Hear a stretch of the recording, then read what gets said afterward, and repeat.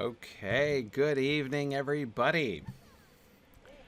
Welcome back to Exploring the Lord of the Rings. It is session number 134 tonight, and I'm looking forward to getting back to talking about that poem more, because I am sure that you, like me, did not get nearly enough of that poem last time. So we're gonna do that today. First, though, I've got a barrel of announcements, so I'm going to try not to spend too long on them, but some of them are kind of a big deal, so I don't want to slight them either. But I see that, Tillian. A poem inside of a dream will be set until May. It's true. That's a dangerous combination on this on this show, isn't it? Okay. Anyway, so announcements. Announcements for tonight. So just a couple. Let me start with some simpler things. One simple thing. Tomorrow night is our first session of our new Mythgard Academy discussion of Morgoth's Ring, Volume 10 of the History of Middle-earth. The Morgoth's Ring is basically where we're going to be resuming Tolkien's work on the Silmarillion, looking at his progress on the Silmarillion after he finished The Lord of the Rings, right? When we did Sauron Defeated, Volume 9, we're reading a lot of material that he did kind of in the middle, like what he interrupted the writing of The Lord of the Rings with. A lot of the Numenor stuff, especially. In Morgoth's Ring, we move to after he finishes The Lord of the Rings and it's out there, right? What does he do next, right? You're Tolkien. You've just published The Lord of the Rings. What do you do? So that's what we're going to be looking at in Morgoth's Ring. So I'm really excited to look at that. Tomorrow we're going to be talking about the first part, which is the Ainulindalë. We're going to be looking at how what he did with the Ainulindalë when he returned to it after writing The Lord of the Rings. So that's tomorrow night's discussion. If you want to join us for that, you can either join us on the Twitch channel or you can join us in the GoToWebinar session that we have for that. You can register for that on mythgard.org. Go to the Mythgard Academy page and you'll be able to see not only our full class schedule there, but you'll be able to find the link to register to join there. But like I said, you can also watch it on the Twitch channel, and of course they will be posted to a YouTube playlist as well as normal. So that is the first and simplest of my announcements. The second thing that I wanted to talk about is related to my podcast feed. So many of you will have noticed, I know many of you have noticed because many of you have commented on it, that there have been a bunch of issues with my podcast feed. That's kind of mildly worded. There have been a bunch of issues with my podcast feed. And there have been all kinds of sort of reasons for them. There have been episodes that are posted late. There are episodes that just kind of vanish and we don't even realize they vanished or why they vanished. We've had all kinds of iTunes issues. iTunes has had all manner of trouble. Anyway, we've been dealing with all kinds of things with the podcast feed. And we decided, my Signum team and I decided to just kind of bite the bullet, and we're shifting the entire hosting structure of my podcast feed. The feed isn't going to change. That is, you won't have to resubscribe to it or anything. It should be the same. But we're kind of shifting everything over behind the scenes. So it was a pretty big project, but we're coming to the end of that now. One of the major changes, though, since we're making the change anyway, since we were doing all that work behind the scenes, repackaging stuff and putting it out, we decided to make a change to the structure of the podcast as well, to make things a little simpler on people. And that is, it's specifically related to Exploring the Lord of the Rings. So we're taking the Exploring the Lord of the Rings episodes and we're putting them in their own dedicated podcast feed. You may remember, several years back, we created a separate Mythgard Academy podcast feed. We're now having a separate one for Exploring the Lord of the Rings as well. So that, and now the Film project is going to remain in the Tolkien Professor feed. But this way, because those two, these two projects, Exploring the Lord of the Rings and the Silmarillion Film project, are such very long-term projects. I know that there are a lot of people who sort of follow one but not the other one, and so having them in two separate feeds will actually make it much simpler for people to follow just the one that they're doing. It'll also make it easier for people to kind of binge and not have to sift through and trace episodes and stuff. So anyway, we thought that would actually be a pretty cool step forward. So again, since we were doing all that work anyway, we just went ahead and did that. So if you are wanting to, so you can search for it. I think it's already searchable. You can try it right now. I think it's already on Google and Apple and a couple other places. So if you just search for Exploring the Lord of the Rings, you should be able to find the dedicated new feed for Exploring the Lord of the Rings. I am also, it is my very sincere hope that this, combined with a few other sort of back scenes changes that we're making, I think we should have resolved most of our feed issues. So I'm hoping that we are seeing the end of that. Anyway, so that is the second announcement. I just wanted to let you guys know that was happening, so that nobody is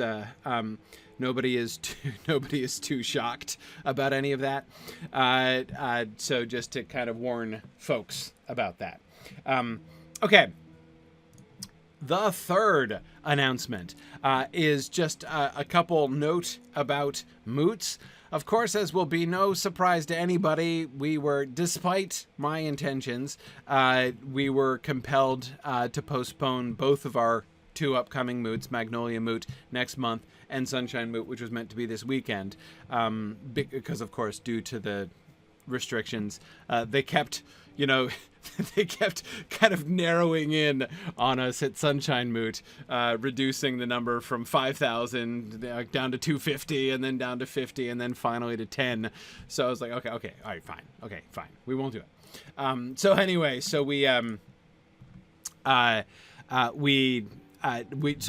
up having to postpone that. We're gonna, of course, obviously, we'll let you guys know dates that we're gonna reschedule to. Those are uncertain right now, obviously, but we're working on that. I'm certainly not giving up on either one of those moots, and I still hope to connect with folks that were planning to come to both of those moots, just at a different time. Myth Moot is at this point still going on. That's the very end of June. Of course, as you know, nobody knows anything about what's going to be happening. Who knows?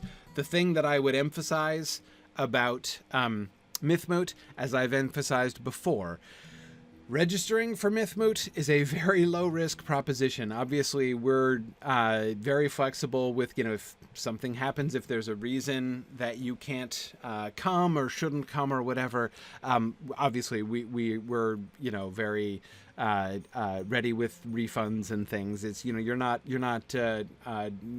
putting much at risk by registering, but reserving your place is a really good thing. But anyway, so we're definitely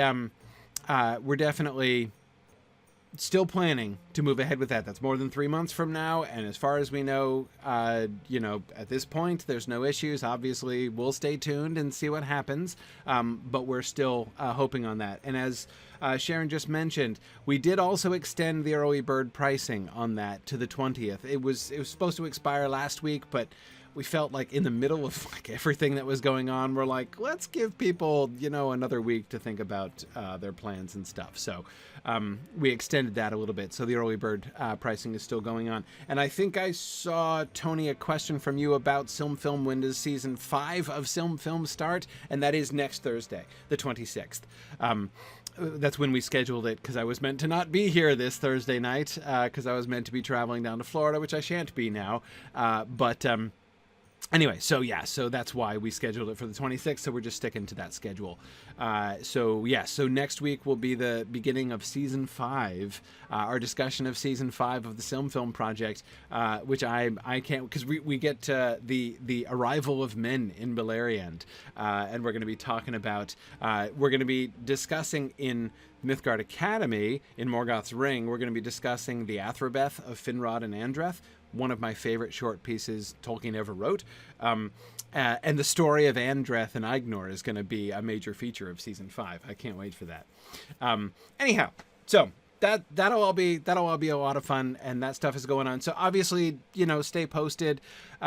Just sort of stay tuned, and we'll keep you guys posted about Moot stuff. But you guys all know the weird situation around here. By round here, I mean on planet Earth, honestly. But I got to tell you, as a full-time Signum person, it's a little bit interesting, because sometimes people will ask me, "So, how are you holding up? Under the weird circumstances," and I'm like, okay. Yeah, I've not left my house in 6 days, and I didn't even notice. I that is to say, considering that I already live in a world where almost 100%, almost everything I do outside my family, is online already anyway. My life has not really changed appreciably. Even a full quarantine would make a relatively small impact on my life. Moot travel not included. Anyway, yeah. So so we'll see. Well, Mad Violinist, I don't think we'll be switching to 2 exploring the Lord of the Rings a week during quarantine conditions. I should post. Actually, Sharon, could you post it here? Some people might not have seen it. Curtis at Signum did a little infographic of all of the hours worth of programming we have from all of our current Signum programs.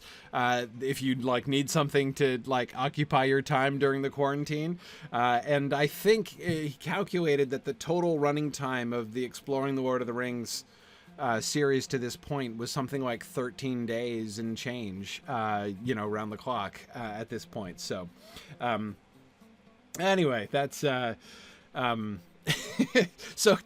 we already have plenty to keep people occupied. Yeah,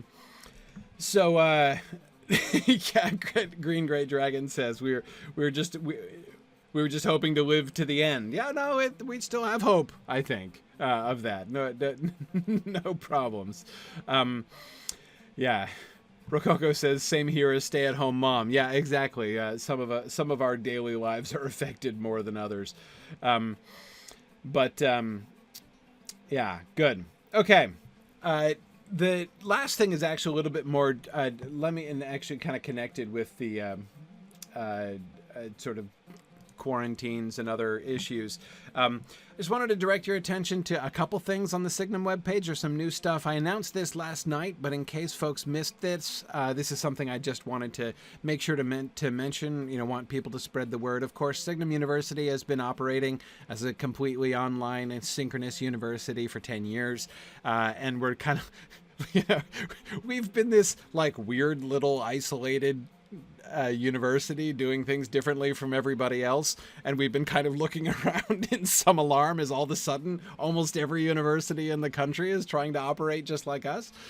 So it's been an interesting moment, actually, as that's been happening. But of course, one of the things that we definitely are sensitive to is that there are hundreds, even thousands of teachers and professors from kindergarten through graduate school, teachers who are being just kind of shoved into online teaching, often with very little support or training, and a lot of people feeling really confused and really at sea. And of course, this is a world that is like our native culture now.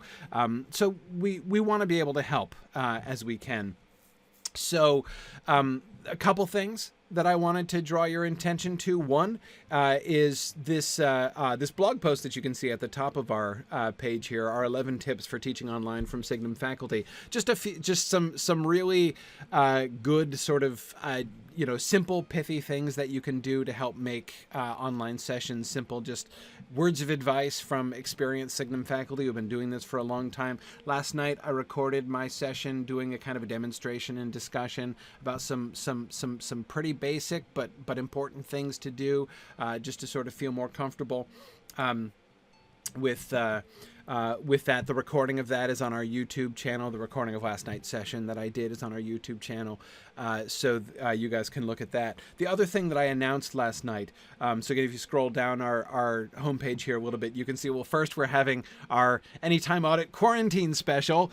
You can get any of our Anytime Audits for $75. We're doing a special on everything, so that people can download some of our old courses to go through during the quarantine.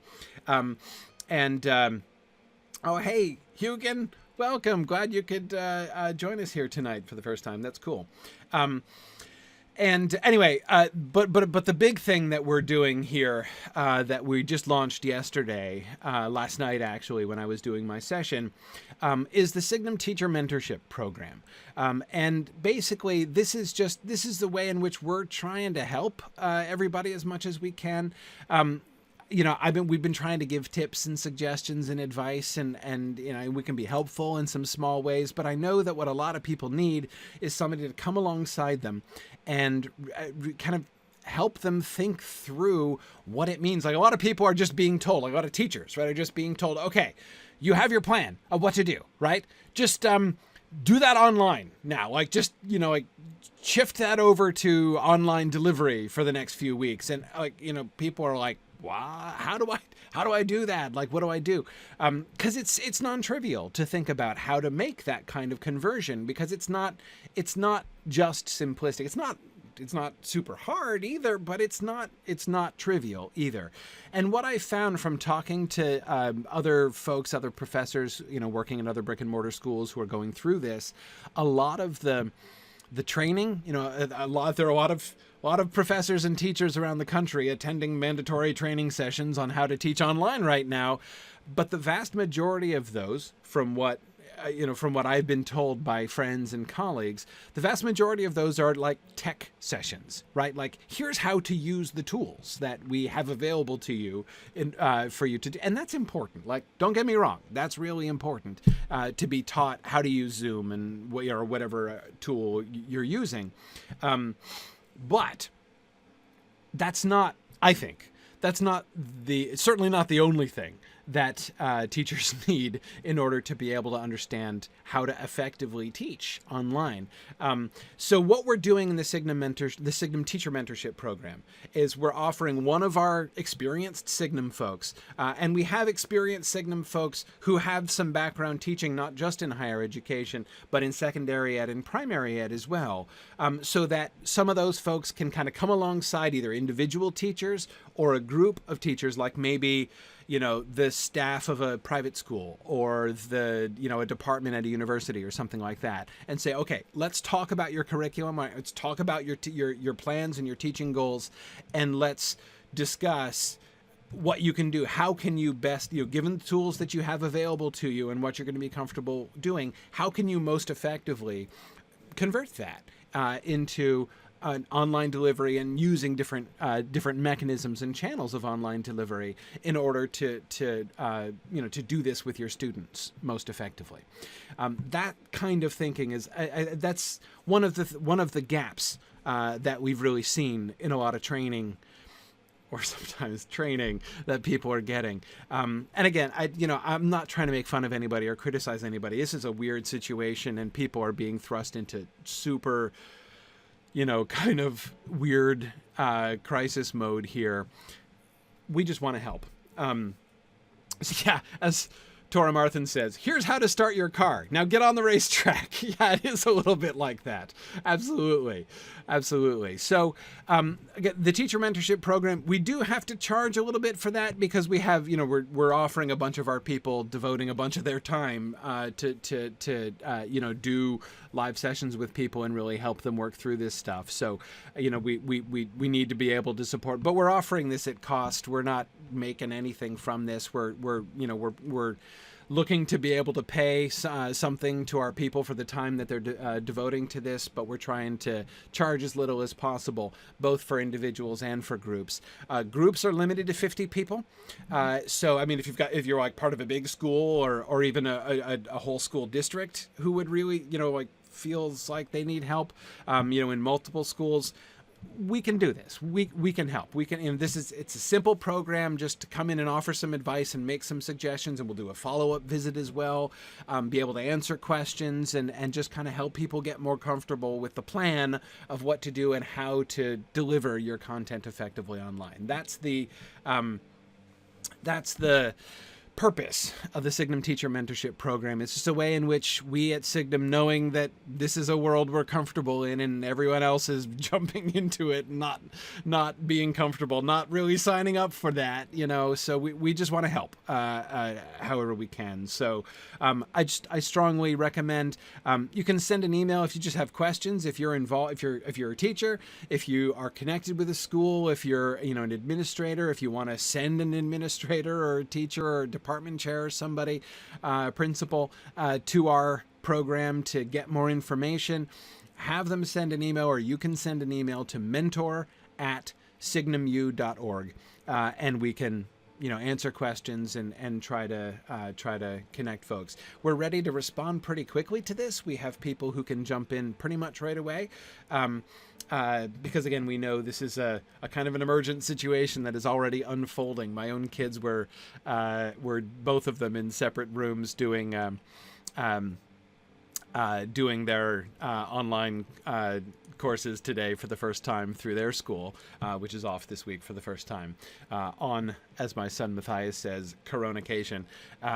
But anyway, it was kind of a fun sort of family bonding moment. I'm sitting at my laptop doing Signum stuff, and they're sitting at their laptops upstairs doing live education, and I'm like, it's like one big happy online ed family here today. But anyhow, so.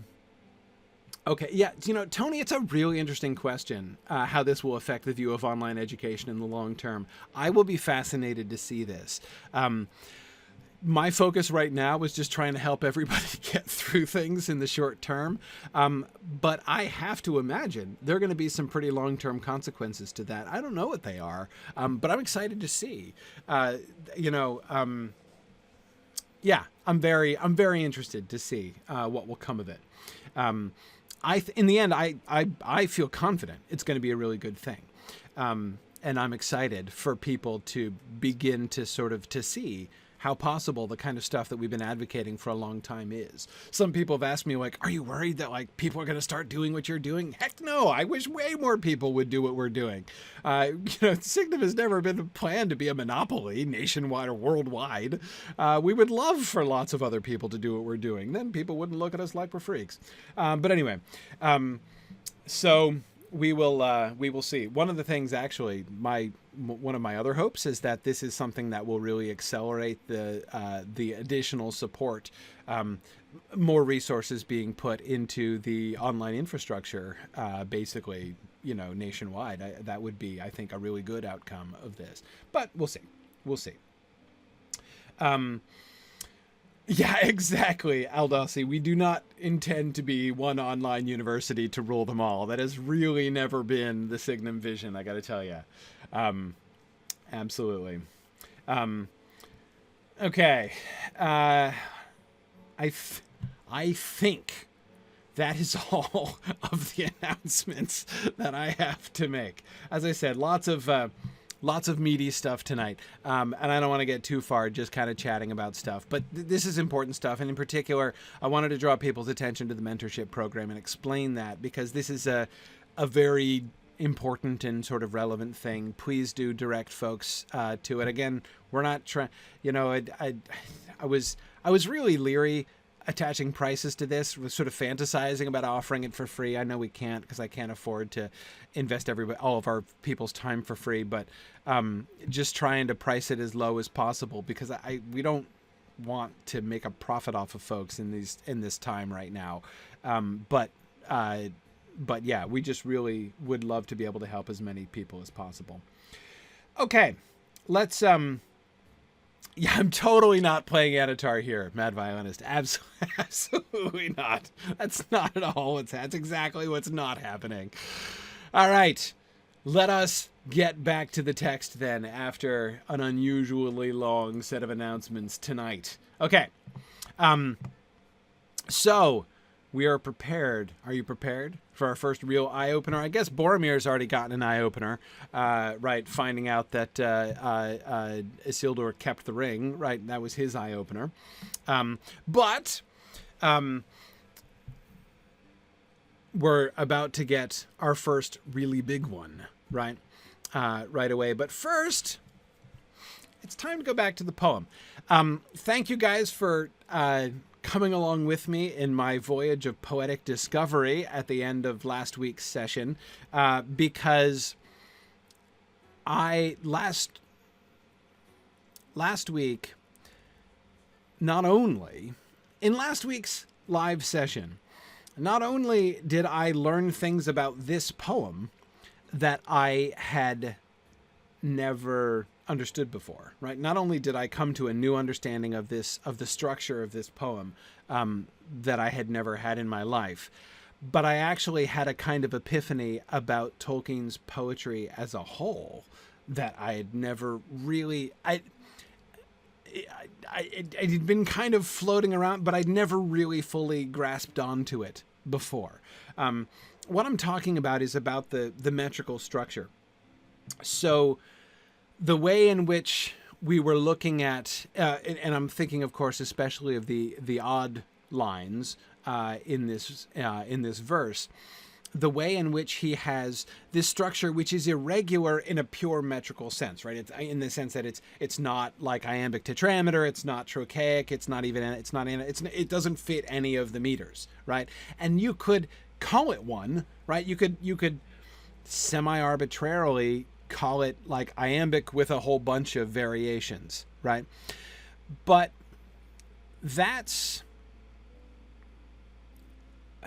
I've never felt that's a very useful way to talk about poems.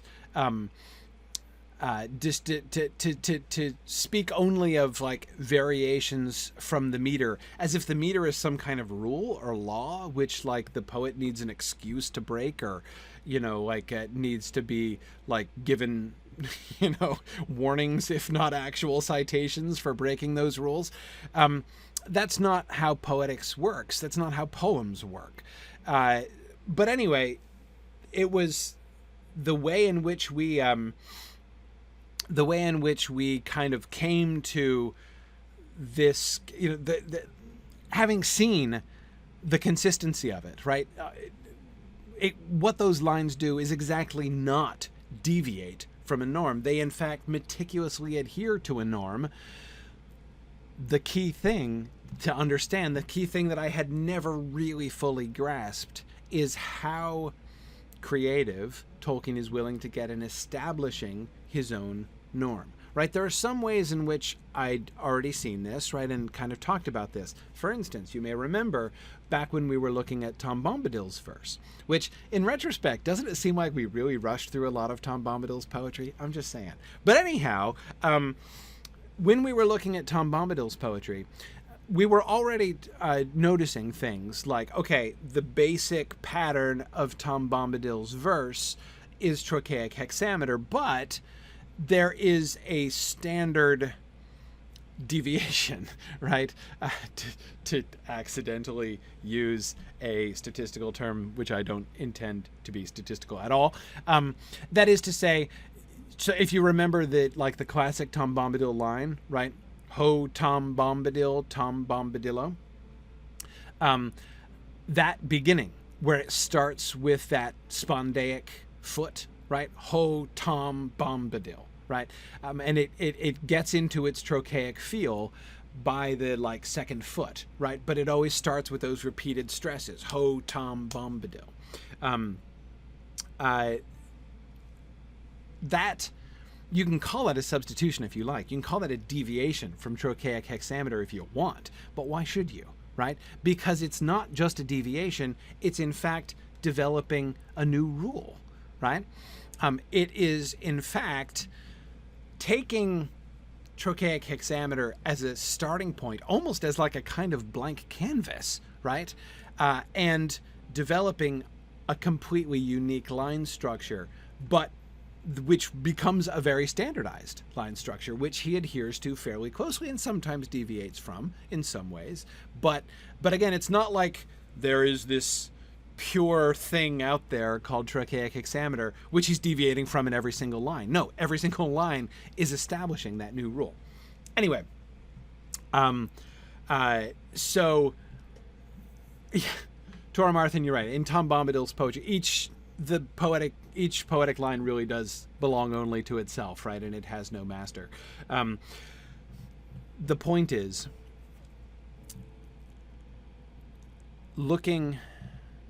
now I'm going to be really interested to be looking as we continue through the rest of Tolkien's verse and through here to see how many times we can see similar structures like this. How many times have the rhythm of Tolkien's lines eluded me, not because I can't hear it, but because I'm trying to fit it into a default standardized thing. I'm trying to ask myself the question, okay, is this iambic tetrameter or is it not, right? Is this iambic tetrameter or is it just messed up, right? When in fact what it is a new and unique line structure that Tolkien has created for that, right? For that poem. And that's what we see here, right? Seek for the sword that was broken is, well, actually that's the one with the deviation, right? There shall be counsels taken. There shall be shown a token. For Isildur's bane shall waken. Those are the things that make that really, those lines are very consistent. They're not deviations. They are a consistent norm, right? And they alternate with that regular iambic pattern. In Imladris it dwells. That doom is near at hand, and the halfling forth shall stand. With, of course, the one exception, as we discussed, of stronger than Morgul spells, which doesn't fit at all the iambic pattern. But of course, when we looked at it more closely, what we discovered was it almost perfectly fits the pattern. It's only slightly altered from the pattern of the odds, so that it creates that sort of triplet in the middle in lines 3, 4, and 5 out of the 8 of this poem. In other words, right there at the sort of pivot point in the center of this poem, those 3 lines in a row that have that same rhythm instead of alternating, right? Okay, so that's as far as we got last time, which was, to me, totally mind-blowing. And I'm telling you, I'm going to be looking back at that session last Tuesday will be like a turning point in my career, right? Seriously, every time we talk about Tolkien's poetry for the next 20 years or however long it takes us to get through the Lord of the Rings, I'm going to be thinking back to last Tuesday's session. That's how important that session was. So thank you guys for coming along with me on that, because that was really fun discovery. But having spent all of our time talking about the rhythm, and how fruitfully, last week, we need to think about a couple other things about this poem. Like, for instance, what's it about? We didn't really talk about that. We didn't get so far as the content of the poem. Indeed, we didn't even get so far as the rhyme scheme and the sort of the rest of the structural elements of the poem, which I want to do first. Tony says, is this on a par with the realization about Trotter in the Lay of Lathian? No, well, no, it's different. It's a different guy. This is a sort of a technical thing. Like, I now have a different insight into how Tolkien's metrics work, right? How his prosody works in his poetry as a whole. So that's kind of a really big deal. It's not the same sort of like that realization with Trotter in the Lay of Lathian was like the moment, like finding the sentence, like identifying the sentence in which Tolkien's whole like life and like creative project and really his entire life changed in the course of the writing of that one sentence. Like that was kind of a big deal. Still just a theory of mine, but I'm pretty confident in it actually. Anyhow, okay. So, okay, good. So Jordan is asking, I know it has come up that hyphenated words are literal translations of other words. That's a theory, right? That's sort of it's a theory. Sparrow Alden's theory, Signum student and faculty member, which I'm a big fan of. So would it be useful to consider if the different meters are expressions of translated poetry? So, yes and no. Yes, in the sense that the different kind of feel of the different, I mean, my hope is that by the time we get to the end of exploring the Lord of the Rings, you will be able to sort of tell by the feel the kind of cultural influences behind a poem. So like you'll be able to recognize Hobbit poetry just by hearing it, right? Without even really listening to, without even really hearing the, you know, thinking about the content or recognizing the content, just from the sound of it, you'll be able to tell, yeah, that's Hobbit poetry, right? Oh, that's Elvish poetry. And therefore be able to see like crossovers, like Wynne is a Hobbit writing a poem under Elvish influence and stuff. So anyway, so that's something, but at the same time, so that's my yes answer. My no answer, saying both no and yes, is I don't think it's appropriate. I don't think there's any reason really to think of these poems as translations. Like, can we find artifacts of the original languages from which these things are modern English translations? No. In that sense, I would say no, primarily because they are far too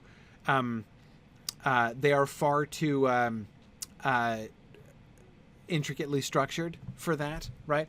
That is to say, when you're translating a poem, you can't do what he does. Like, you can't make a poem like the Beren and Luthien, like Strider's Beren and Luthien poem, as like a line-by-line translation of a poem from a different language. Like, you can't do it. Just like you can't really do justice, to Dante's Terza Rima in the Divine Comedy when you translate it into English. That's why I really dislike rhyming translations of Dante, because it doesn't work the same. Like you can't do it the same. You have to make a choice. When you translate poetry, you have to, you always have to make, hard choices when you do translations at all. But with poetry, you have to make particularly brutal choices, right?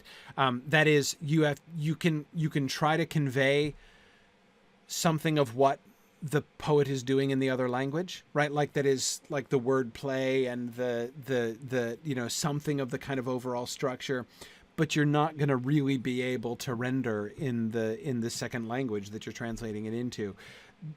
You're not going to be able to do the same poetic. So you can't just do the same poetry, because if you do, again, take the example that I already gave, people who try to do English rhyming translations of Dante. Well, if you're reaching for English rhymes, especially if you're trying to do terza rima, which fortunately most English translations do not attempt, but say you're doing some kind of halfway mark, which a lot of them do, and you're translating it into rhyming couplets or rhyming quatrains or something like that, which again is a pale imitation of terza rima to begin with. And again, why even go a halfway measure like that? It seems to me pointless. But anyway, if you're doing that, right, and you're having to reach for English rhymes to make your lines work, there's no way you're going to be able to stay true to the words that Dante chose, to the sense of the lines, right? Because you're going to have to deviate from that sense in order to find, English rhymes, right? In order to make the rhyme scheme, to work your rhyme scheme, right? So you either have to move really far away from the sense of the poem and try to parallel the poetics, or you have to just abandon the poetics and try to be as true as you can be to the sense. It's just hard, right? Really, really Again, to me, it's like the most exaggerated example of the kinds of horrible, really difficult choices you always have to make when you're translating from one language to another. So none of the poems really, I say none, that's a big statement. I do not believe that any of the poems that we read in The Lord of the Rings show any evidence that Tolkien is trying to imitate that, right? That Tolkien is trying to imitate a poem which is only a translation. Sometimes he says that, right? Like in the frame, that like, this is like an echo of their song. Remember, lines, references, allusions like that. But it's a little bit disingenuous because it's not just an echo, right? I mean, it might be an echo in the sense that it's not nearly as good as the Elvish original, right? But it is certainly a poetic creation of its own and not just a translation of the other. So anyway, yeah, Mad Violinist exactly says he's reminded of that odd translation of the hymn to Elbereth that Christopher Tolkien provided. Mad Violinist, it's a perfect illustration, right? We looked at that.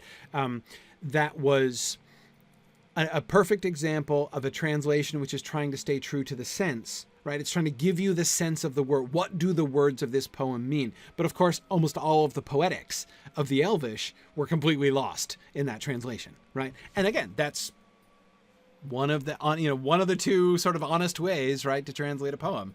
Okay. Yeah.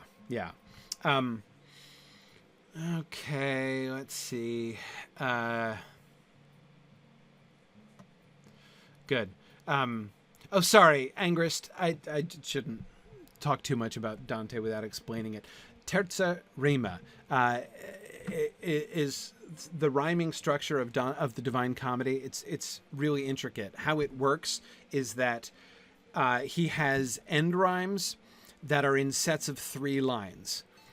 Every other line in sets of 3s are rhymed, but they're interlaced, right?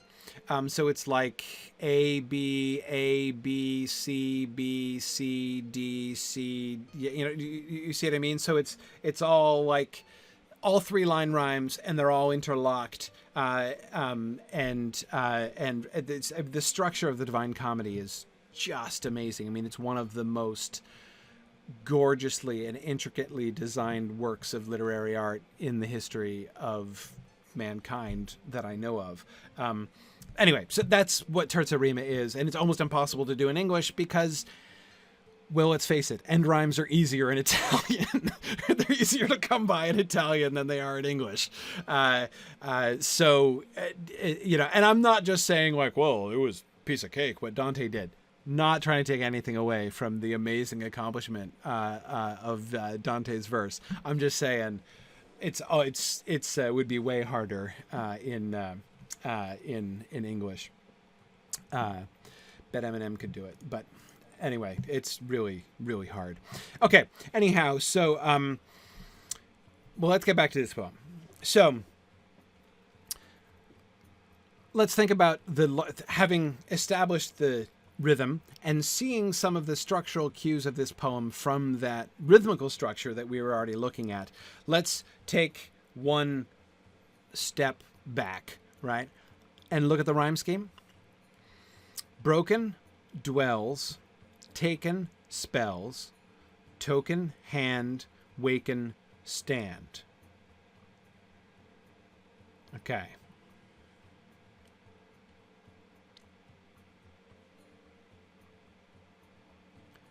That's really cool.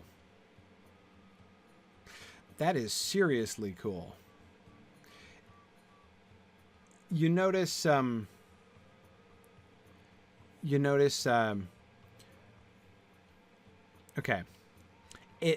At first, it seems kind of simple, right? Like it sounds like an ABAB sort of structure, but it's not an ABAB structure.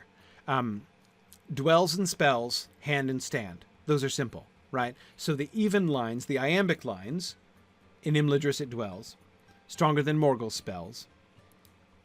For Isildur's bane shall waken, and the halfling forest shall stand, right? It does kind of look like, let's see. Yeah, A, B, C, B, A, D, C, D. Yes, exactly. Broken and taken, at first, here's the thing. When you first read it, right?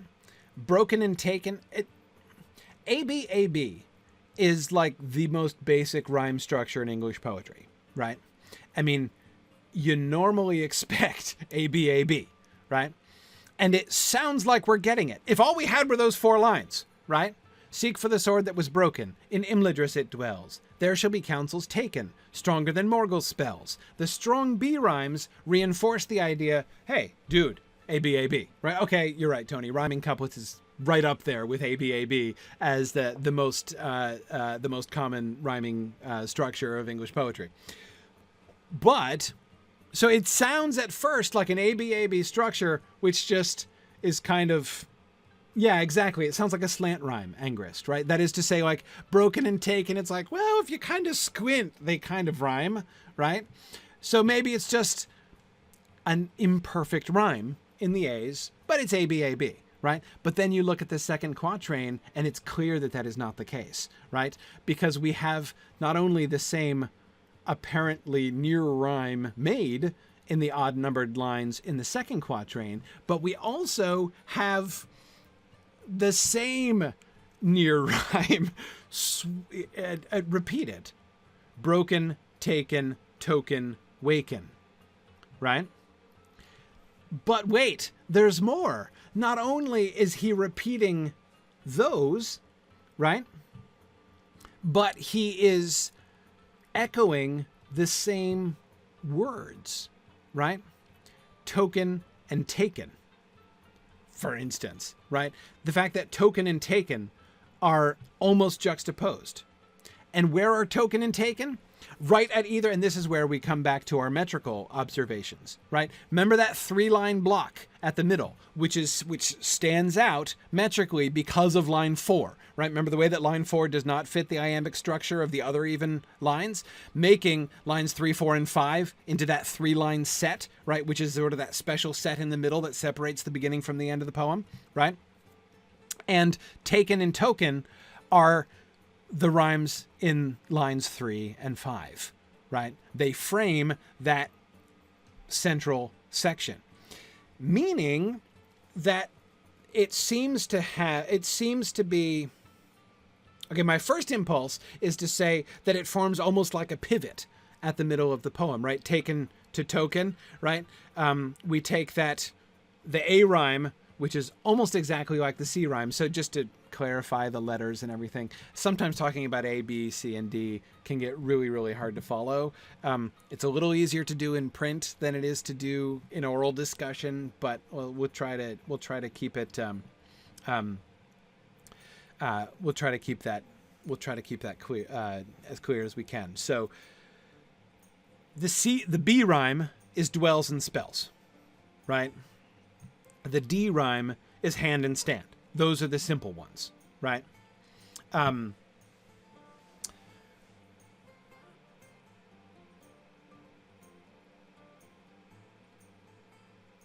Yeah, wait, hang on a second.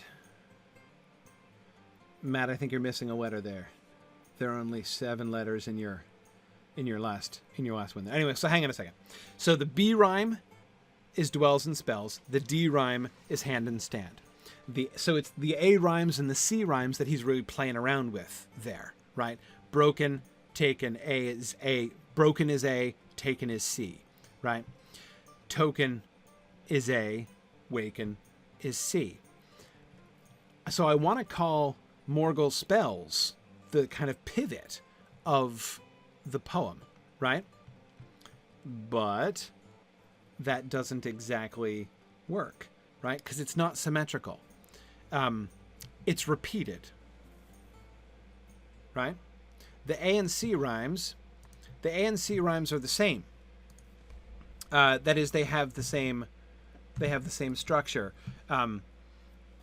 Just substituting the D couplet or no, it's not a couplet. The D rhyme and the C rhyme, right? A, B, C, B, A, D, C, D, right? So if you had the A rhyme and the C rhyme and then the C rhyme and then the A rhyme, then it would be symmetrical. And then we would have really a pivot. Do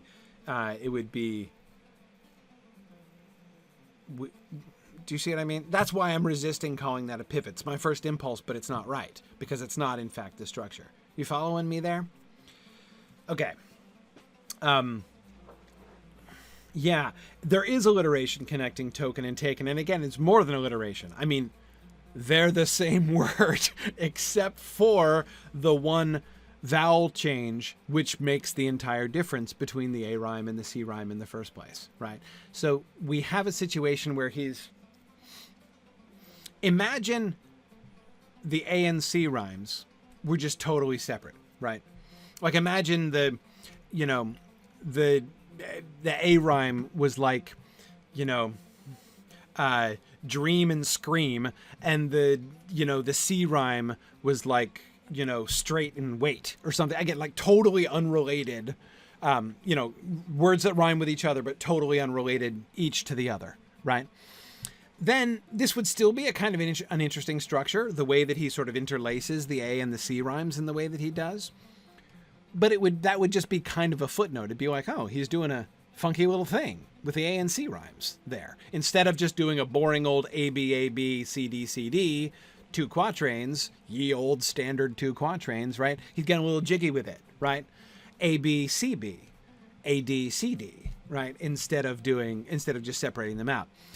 But what he's doing is far more intricate than that, right? Because the A rhymes and the C rhymes are almost exactly the same. They're like variants of each other. The oaken, aken, it's hard to get closer than that. The long vowel followed by K-E-N, right? That's not a super common phoneme or morpheme, technically, I suppose, in English, right? It's not like there are, dozens and dozens and dozens of words that end like that, right? So he's chosen a morpheme, which is unusual, right? And therefore, the closeness of this rhyme is something that's really,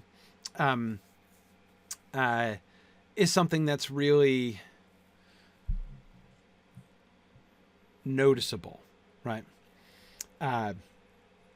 Okay.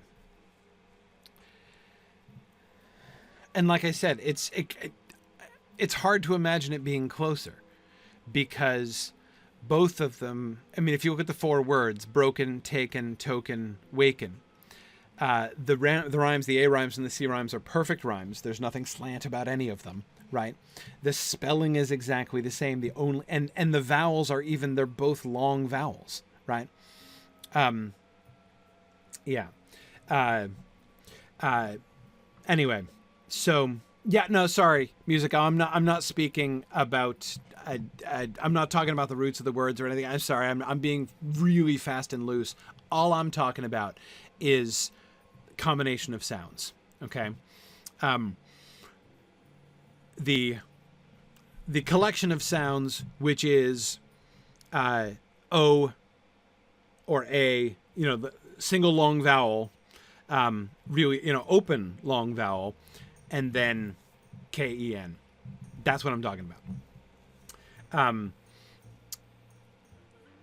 All I'm thinking about here is just the oral effect of these words. Okay. Now, yes, the phonological pattern is precisely what I'm interested in here in looking at the rhyme scheme. And having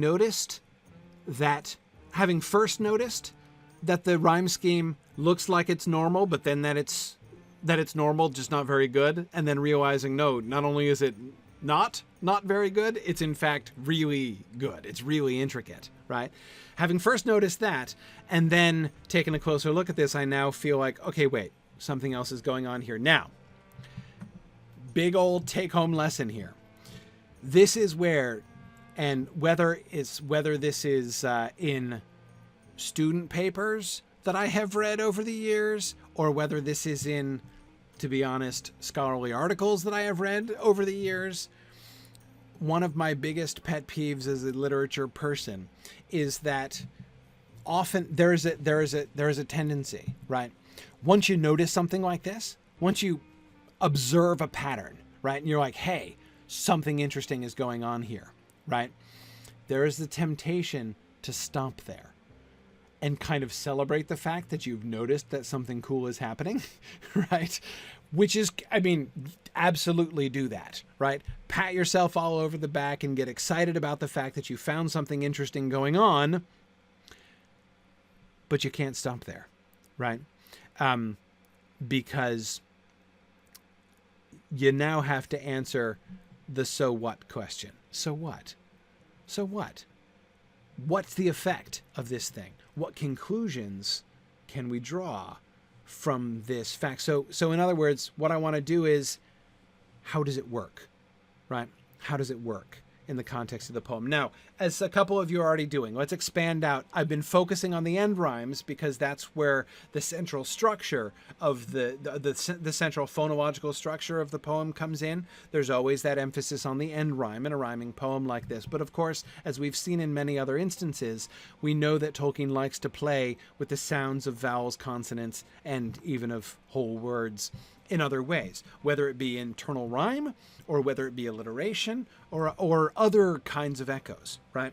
So let's look at that, as a couple of you are already suggesting. One of you, Bruce, was it you? I think maybe a couple people were pointing out that there's a fair bit of alliteration going on here, right?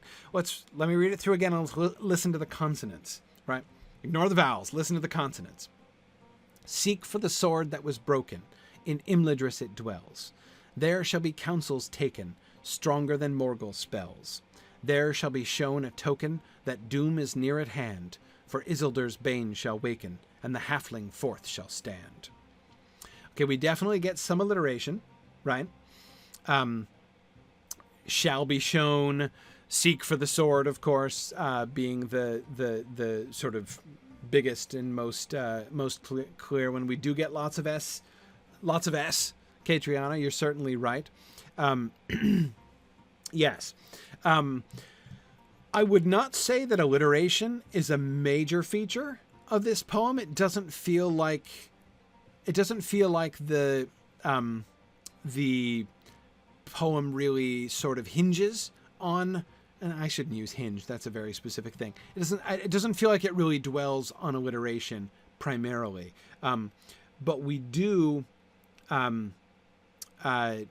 it certainly features in some places, and I would say, as one of you was just pointing to, Brandon,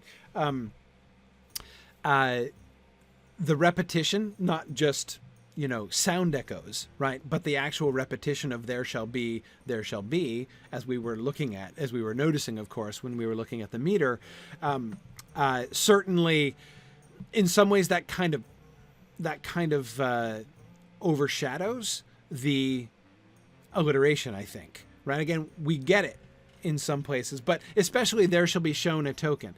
There shall be shown is alliterative, and we can hear that, we can feel that, but not very strongly. Again, I don't think it's a major feature for two reasons. One, because again, to me, it's strongly overshadowed by the fact that the repetition of the there shall be. That's the thing. When I hear that line, that's what I notice, is the repetition. The alliteration feels very secondary to that. And the second thing is the meter, right? Shall is not emphasized. Shall is an unstressed syllable in that line. There shall be shown a token. Shown is emphasized, and there is not, right? Unlike seek for the sword, that is an alliteration that the line emphasizes, because seek and sword are both stressed syllables in that line. Whereas again, shall and shown are not both stressed syllables. Shall is one of the short, quick, it's one of those eighth note syllables, Steve, that you were noticing last time. So yeah, that's why, again, it feels to me, I'm not saying there's not alliteration there obviously is, but I think it's secondary to that line. So I'm not convinced Mad Violinist, there absolutely is emphasized. There, that's the structure. There shall be shown a token. So if we look at the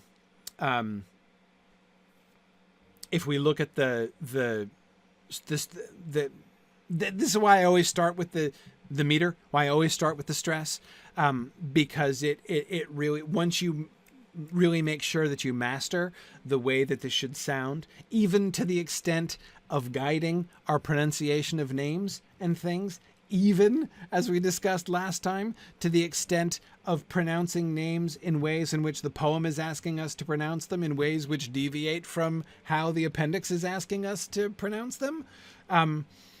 And by the way, I think that if you think that unlikely, or if you think that uncharacteristic of Tolkien, you're fooling yourself. Tolkien loved exceptions to rules and was often wildly inconsistent with his own rules. There's like the precept that he hands down, and then there's what he actually does, right? And that he would be inconsistent from one place to another, even within the work, about how a name is supposed to be pronounced, does not seem to me in the least bit uncharacteristic or unlikely. Anyway, okay.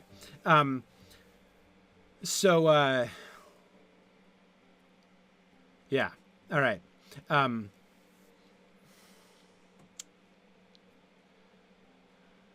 Okay, good. Fourth Dauntless says, I'm not quite sure what to do with it, but the rhyme scheme connects the sword that was broken with the shown token, the ring.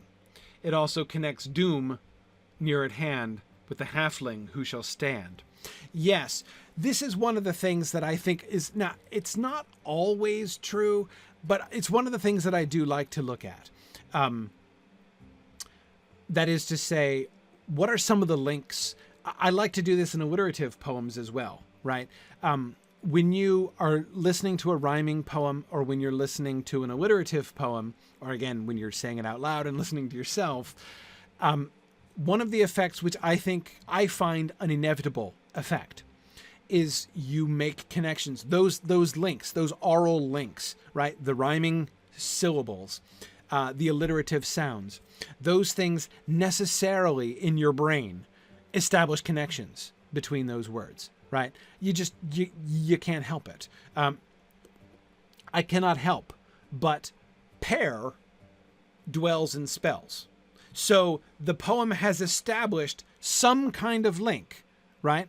It might bear the weight of further investigation, thinking about the content of the poem, to look at what is being said about Imladris in line 2 and what is being said about Morgul in line 4.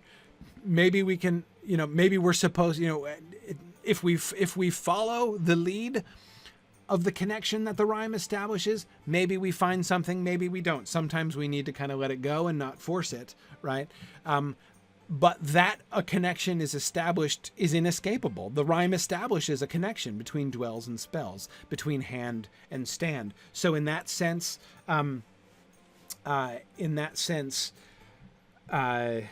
who was saying that? Fourth Dauntless, yeah. In that sense, Fourth Dauntless, that's one of the things that I do like to do when I'm thinking about the rhyme scheme and how it informs our understanding of the poem, is to be looking at. So let's think about that in the context of this peculiar echoed structure, the AC rhymes, the broken token, and the intimacy of the connection between them. Broken, taken, token, waken, right? Because of the, again, idiosyncratic, unusual, and therefore slightly attention-gathering, but also very close link among all four of those words, right? But again, remember, it's not a symmetrical pattern. It's a repeated pattern. AC, AC, not ACCA, right? And this has, I'll try to explain lest it seem like I'm just perseverating on that point. To me, that makes a really big difference as far as how I am being invited as a hearer to perceive the structure of the poem. If it were ACCA, in those 4 lines, in those even or odd numbered lines. It invites me to look at the structure of the whole poem and how it pivot, and it would make me go to the center, right? What line is in the middle? What's happening in the middle, and how does that go outwards to the rest of the poem? Because a symmetrical structure like that, to me, it always points back to the middle, right? This is the kind of thing, if you like this kind of thing, read some John Donne. In fact, read almost any 17th century English poem. Any good one. The metaphysical poets loved this action, right? It's almost always worthwhile to find the central line of a metaphysical poem, because they love the sort of central pivot thing and returning to the beginning of the poem and the last line of the poem and stuff, both structurally and linguistically. Fun stuff. That's the kind of direction I would feel pointed if it went ACCA, but it's not, right? It's AC, which means we have an echo, we have a repeated structure. So the invitation that structure administers to me as a reader, right, is instead of looking to the center and how it works outwards, instead I want to look at the first half and the second half, right? And how those two things parallel each other and how they sort of reflect each other, okay? Broken, taken, token, waken. The first half. So, as you guys were saying, broken is about so we're talking about the sword and the council. And then we're talking about the ring, the token, right? And the doom. Right, so we've got the sword and the discussion, right? The sword and the decision. We've got the ring and the action, right? And the outcome. And that's parallel, right? That certainly seems to bear out that invitation to looking for a parallel echoed structure that the rhyme scheme seems to me to suggest. But again, now I got to come back to the closeness of the A and C rhymes. That parallel structure, again, would have been suggested if they were the sort of totally random, disconnected rhymes that I, gave random examples of before, right? Here, we've got to come back to the closeness of that link, right? The taken token link, right? And that's where, again, I feel like there's a pivot, and this is borne out by the metrical structure. That 3, 4, 5, that lines 3, 4, and 5, the way that those do form this sort of solid middle of the poem, and how it shifts from taken to token. At the beginning, the councils that are going to be taken are all, it's connected. There shall be shown a token, right? There shall be councils taken. There shall be shown a token. It's that repetition which is so audible, so much more audible in my ear than the alliteration, right? That's the core of this poem. And of course, that makes perfect sense. What's the Cliff Notes version of this poem, right? If we had to do a tiny little summary, like a very brief summary of this, like a paraphrase of the message being delivered to Gondor in this poem, one possible candidate for that would be go to the Council of Elrond, right? I mean, Boromir's presence here, his arrival on the morning of the council, right? His presence at this council seems to be what is indicated, right? The whole core, that central core, that central unit of the poem, lines 3 through 5, are all about the council. That's where we get the repetition. There shall be counsels taken. There shall be shown a token, right? With the callback through token and broken back to the sword, right? Now, great question, Matt. Matt says, points out that the rhyme raises the question, which is the token, the one ring or the sword that shall be reforged?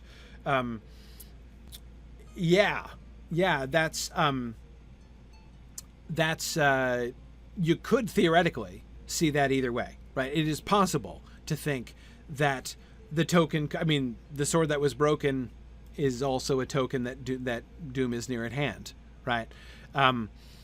It certainly means that for Aragorn, except of course, Matt, we know, and this is a little bit unfair because it's not yet really been revealed in the text, right? But from what we know, having read the whole book before, we know in Aragorn's mind, it works the other way around, right? The reforging of the sword is not a token that doom is near at hand. The reforging of the sword is a response to the perception that doom is near at hand, right? It's not a sign of doom. It's not a cause. It's an effect, right? But yeah, and Flammifer, that's a great point. Of course, I'm focusing on the A and C rhymes, and so I'm focusing on taken and token. But of course, Flammifer, you're right to remind us of that central line, stronger than Morgul spells, right? And that, of course, as you point out, Flammifer, is exactly what Boromir is looking for. Boromir just made a speech, right, about the power of Morgul spells, about this power that they have not seen before, and that none of their warriors could stand against and everything, right? They're in trouble. They need help, not just because of the alliances in the East and stuff, right? But again, remember, Boromir's own emphasis was, we've got Morgul issues going on down here, right? Yes, we're at a military disadvantage, but whatever, we're not going to complain about that. The issue that we have, the thing which I suppose and imagine that motivated Boromir, Captain General of Gondor, to abandon the army and go on a 110-day journey instead, is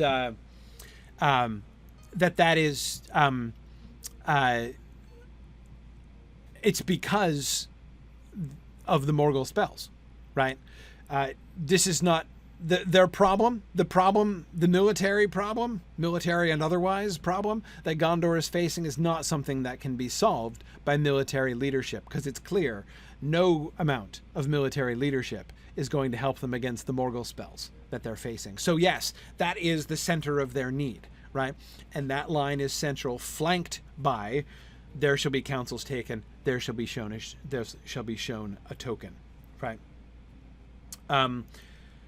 Yeah, Fourth Dauntless says, is it possible that Boromir heard Morgul, that is, when he has the dream, that he heard Morgul with a lowercase m? They know there's black magic involved. That is, the word Morgul just means sorcery, right? Black magic to Boromir. Do they know that their problem is actually Nazgul related? Not necessarily, I don't think. Would not be at all surprised if Denethor knew that. Is Boromir exaggerating when he calls him master, wise in the lore of Gondor? Maybe a little bit, but probably not much. He's an intelligent and scholarly chap. Faramir doesn't take after strangers. So I wouldn't be surprised at all if Denethor had an inkling that one of the Nazgul was in fact what they were facing, when he heard the report from his two sons and only heirs who stood on the rear guard of the bridge when they returned after he finished yelling at them for that. Anyway, so yes, Fourth Dauntless, I do think it's possible that he's, I don't know if it needs to be lowercase, but yes, that we should not be so quick just to think of Minas Morgul specifically, like politically, like it's the Lord of the Ringwraiths that Boromir is alluding to, or that Boromir hears being alluded to. Morgul spells would doubtless be associated with Minas Morgul, but they probably mean that kind of magic, which clearly they would have called what they encountered there at the bridge. Okay.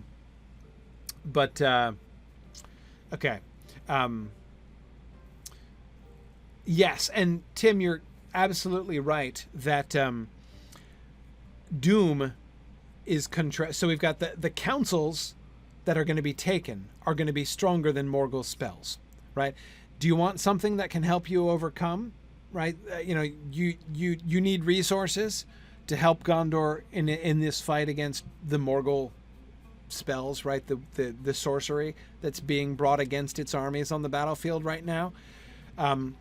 The antidote, or the thing that's going to be stronger than that's going to help you overcome, is counterintuitively the counsels that shall be taken in Imladris, right? Okay. But yes, also there shall be shown a token that doom is near at hand. And the doom that doom is near at hand does, of course, suggest doom not as fatalism but as judgment, right? Because you're right, Tim, that the sort of the parallel there is to the councils, right? The echo, the repetition, is about the councils, not about death, destruction, and the final downfall, the inevitable final downfall of Gondor, right? It does not seem to be, at least not that sort, not necessarily that sort of doom, right? But of course, it's certainly easy to read the line that way. I mean, if you tell somebody who is the captain of an army trying to defend a city, fighting an apparently overwhelming foe with powers that you can't even oppose, and you give them a prophetic dream that says doom is near at hand, they can be forgiven for thinking you're predicting the downfall of their city and culture, right? It really does sound like that. But Tim, I absolutely agree with you. We should also definitely be hearing doom as doom is near at hand, like it's also saying it's decision time, right? The counsels that will be taken in Imladris will be stronger than Morgul spells. Yeah, good. And yes, Angrist, of course, Elrond emphasizes that pretty clearly, of course, during the council, talking about deeming a doom. Okay. And yes, Fourth Dauntless, it can also mean fate, but not catastrophically, like that the councils taken can alter the fate of Gondor. No, absolutely. Absolutely. There's a close connection between doom of the one kind and doom of the other, right? It's not only a play on words. The two things are, in fact, linked. Okay.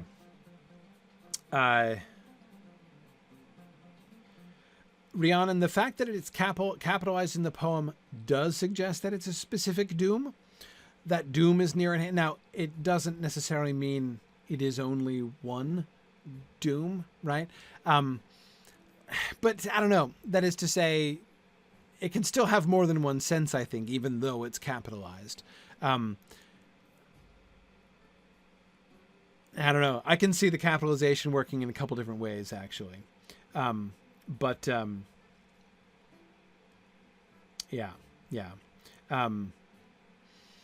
Okay. Structure. So if we follow the lead there to look at the lead of the rhyme scheme, that is, and look at the poem in two echoing halves, but closely linked together, echoing each other or paralleling each other, right? Seek for the sword that was broken, in Imladris it dwells.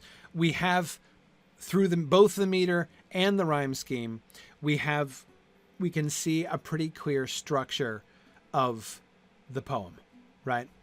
That is, the first two lines form part one of the poem.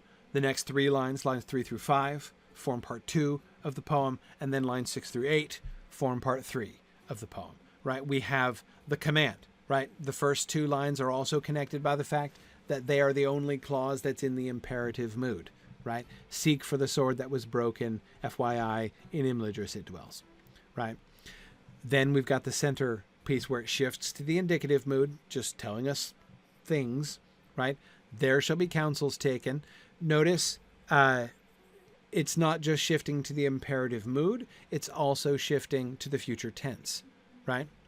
Seek for the sword that was broken. In Imladris it dwells. Present tense, both of them, right? Imperative and indicative. In Imladris it dwells is an indicative add-on, right, to the imperative statement in the first line. Then we stay in the indicative, but we shift to the future. There shall be counsels taken, stronger than Morgul's spells. There shall be shown a token that doom is near at hand, for Isildur's bane shall waken, and the halfling forth shall stand. Now, here's an interesting thing. I said that lines 6 through 8, the last 3 lines, form a group, and they do. Structurally, metrically speaking, from the rhythm of the lines, they very much stand out from those central 3 lines, and they echo the first 2 lines.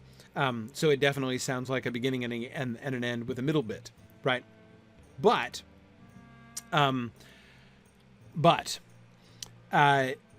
those last 2 lines are linked together to each other. Lines 7 and 8 are linked together more closely than they're linked to line 6.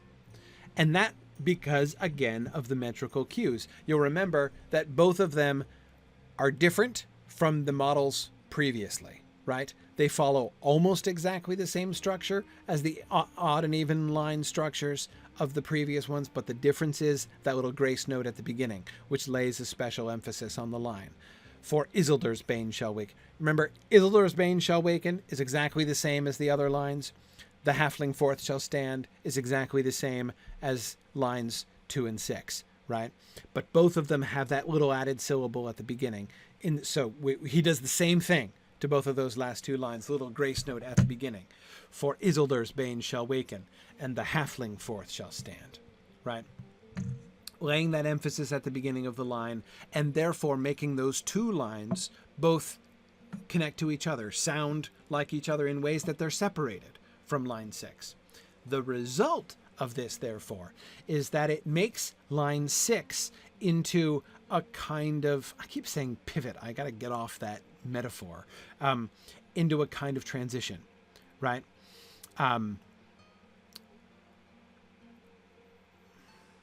Well, maybe actually I should use the word pivot, because I think that metaphor might be applicable for the first time to this line than any other time I've attempted to use that word or that metaphor tonight. Because on the one hand, it's connected, right?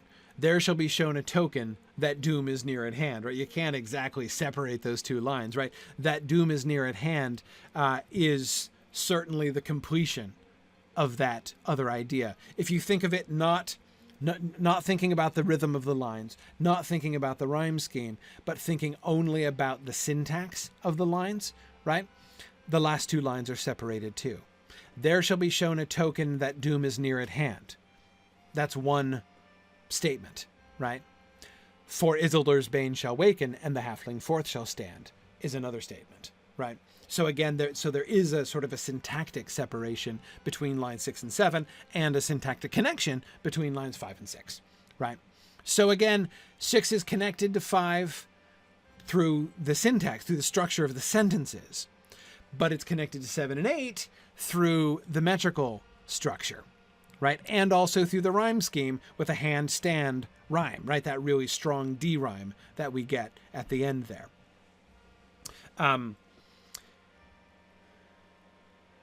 Yeah, you're right, Gordy. It's almost as if you could put a colon after hand, right? That doom is near at hand, colon. For Isildur's bane shall waken, right? This is the reason for the doom, or this is what the doom is, right? This is what the doom's going to look like, right? Yes, absolutely. Absolutely. Yeah, Balancement, it is almost like a bridge in a song.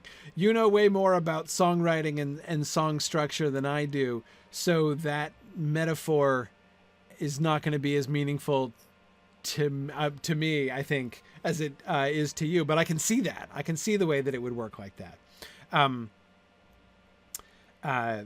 Okay, so...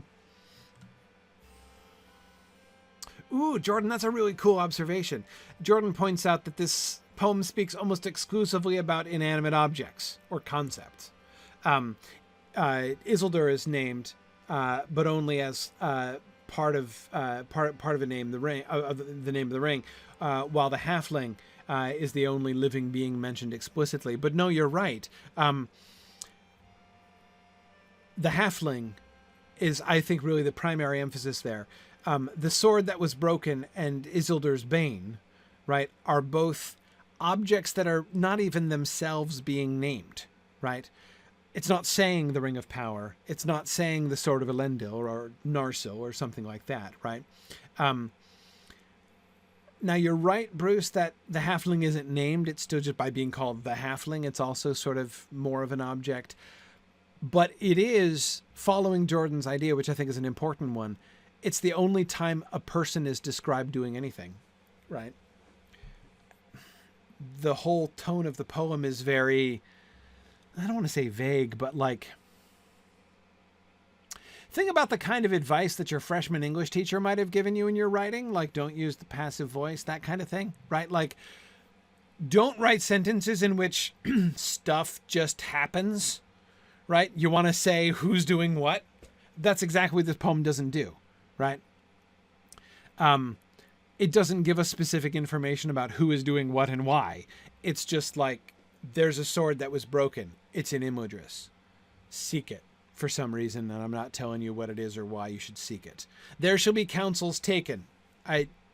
Counsels will happen, right? Again, notice it's using the passive voice there, right? Counsels are going to happen. Who's going to take them? I don't know, right? They're going to be stronger than Morgul spells, but, you know, I'm not going to tell you who is the agent of those counsels, right? Also, a token is going to be shown by somebody, right? That doom, some kind of doom deemed by somebody or doomed of something, is going to be at hand at some point, right? Again, it's kind of distant. It's kind of, for Isildur's Bane shall waken. That's a shift from the passive voice to the active voice, which is important here, right? Isildur's Bane shall waken, and the halfling forth shall stand.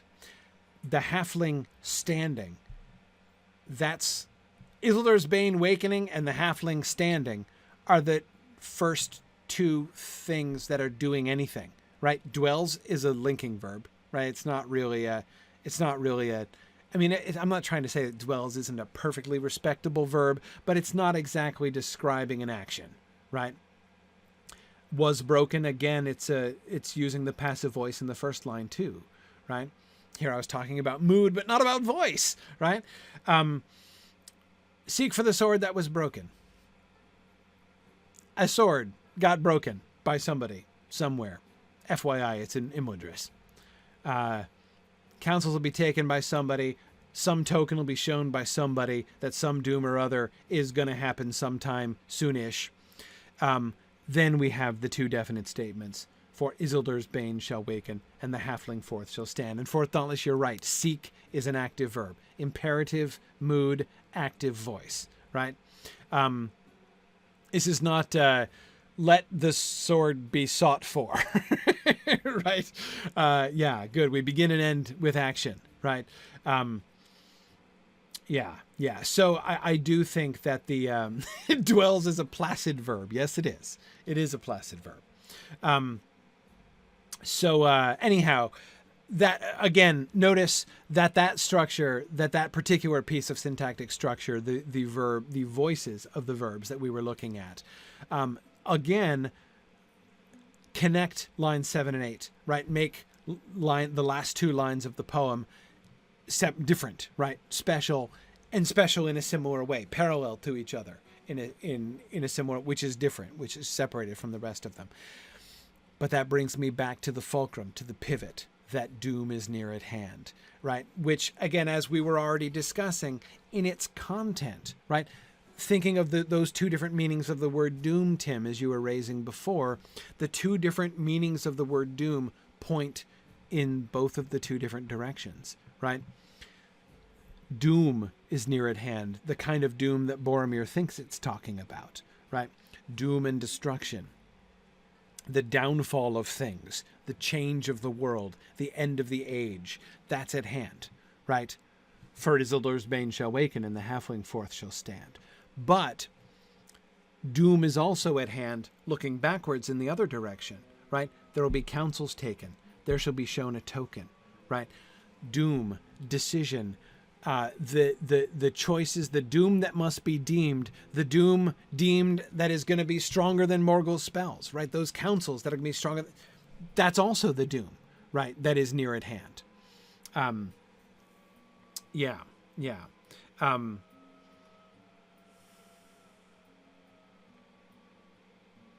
Interesting. So Mad Violence is saying, what if we see this poem as sort of a group of 6 lines and a group of 2 that are the culmination? Again, in a sense, that's forced upon us both by syntax and by meter. Right? Again, those last 2 lines stand apart in both of those ways. However, they're not disconnected. We can't see the structure as 6 and 2. I can't, because Hand and Stand and Waken and Taken, right? The rhyme scheme prevents us from detaching those last 2. So it's not like, sorry, first Dante, now Shakespeare. It's not like the final couplet of a Shakespeare sonnet. Very brief explanation for those of you not familiar with the Shakespearean sonnet structure. A sonnet is a 14-line poem. The classic Shakespearean sonnet structure is 3 quatrains and a couplet. A, B, A, B, C, D, C, D, E, F, E, F, G, G, right? And so you've got those last 2 lines. You've got group of 4 lines, self-contained group of 4 lines, self-contained group of 4 lines, self-contained group of 4 lines, self-contained group of 2 lines, separate at the end, not linked by rhyme to any of the lines that came before. And not only do those last 2 lines traditionally in a Shakespearean sonnet stand aside in rhyme scheme, but they do in structure as well. The last couplet of a Shakespearean sonnet often contains a turn which kind of shifts so like the first 4 lines, the first 3 quatrains are sort of an elaborate setup, essentially. It's almost like a setup and a punchline. That's a really poor and that comparison I think is literally a travesty, but technically, but it definitely Christopher, what I'm saying is the way that those GG, that couplet at the end of a Shakespearean sonnet really does kind of step aside, not only stand aside from the rest of the poem, but kind of reflect back on the poem and transform the poem in retrospect, right? That's what I don't see happening here. I mean, there is a kind of movement. Again, those 2 lines are definitely separated in some ways, but not in all ways, right? Again, they are linked back. They are a fulfillment of they're part of that structure of the 4 line repetition, marked by the rhyme scheme, right? The ABCB, ADCD structure. Makes those 2 lines not stand aside to the same extent. So for that reason, I can't see considering it as just a simple 6-2 structure because that doesn't feel like it fits. Yeah. No, see, so Mad Violinist, I think at the end, what we have is it's kind of 2-3-3 as far as the structure, right? It's sort of 2-3-3. It's also kind of like 2-3-1-2, right? Again, that line, which I think you could argue is the center of the whole poem, right? The line which, if there is a pivotal line, if there is a line which is the fulcrum, which is the sort of logical and poetic center of this whole poem, it is that doom is near at hand. Right.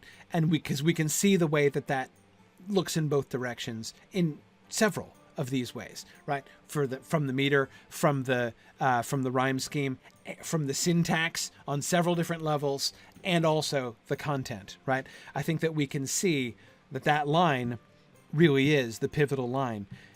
It's not as structurally neat as like George Herbert would want it to be, right? Like a pivotal line should be you should have an odd number of lines and it should be the middle one, right?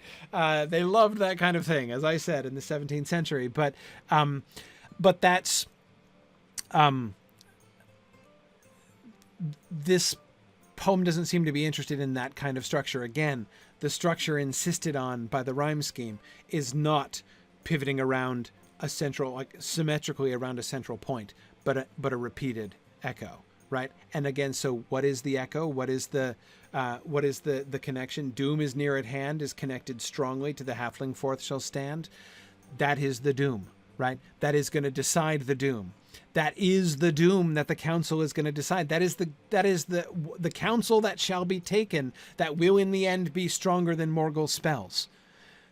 Is that the halfling forth shall stand? That's going to be the outcome of the council, right? We know this. Spoilers! That's going to be the outcome of the council. That is going to be what will be stronger than Morgul's spells, is the halfling forth standing. So it's connected there, right?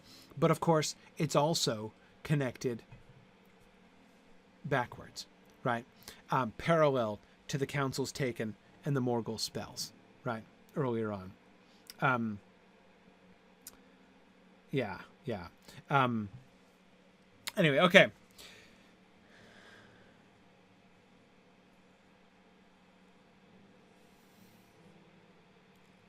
Oh, so yeah, Cosmic 93. No, yeah. So don't take me too seriously here.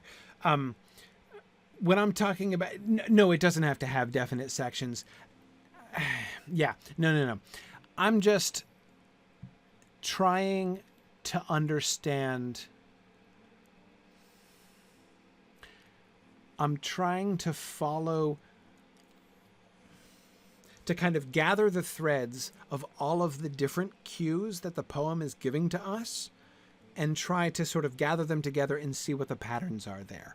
I'm not saying like we should introduce like line breaks or something, be like section 1, lines 1 through 2, section 2, lines 3 through 5. It's not, no. Now, I'm not saying that like you have to like put a hard stop in between those or anything like that. That's just a way of trying to follow the lead that this, to follow the breadcrumb trail that the structure of the poem is providing us, right? Or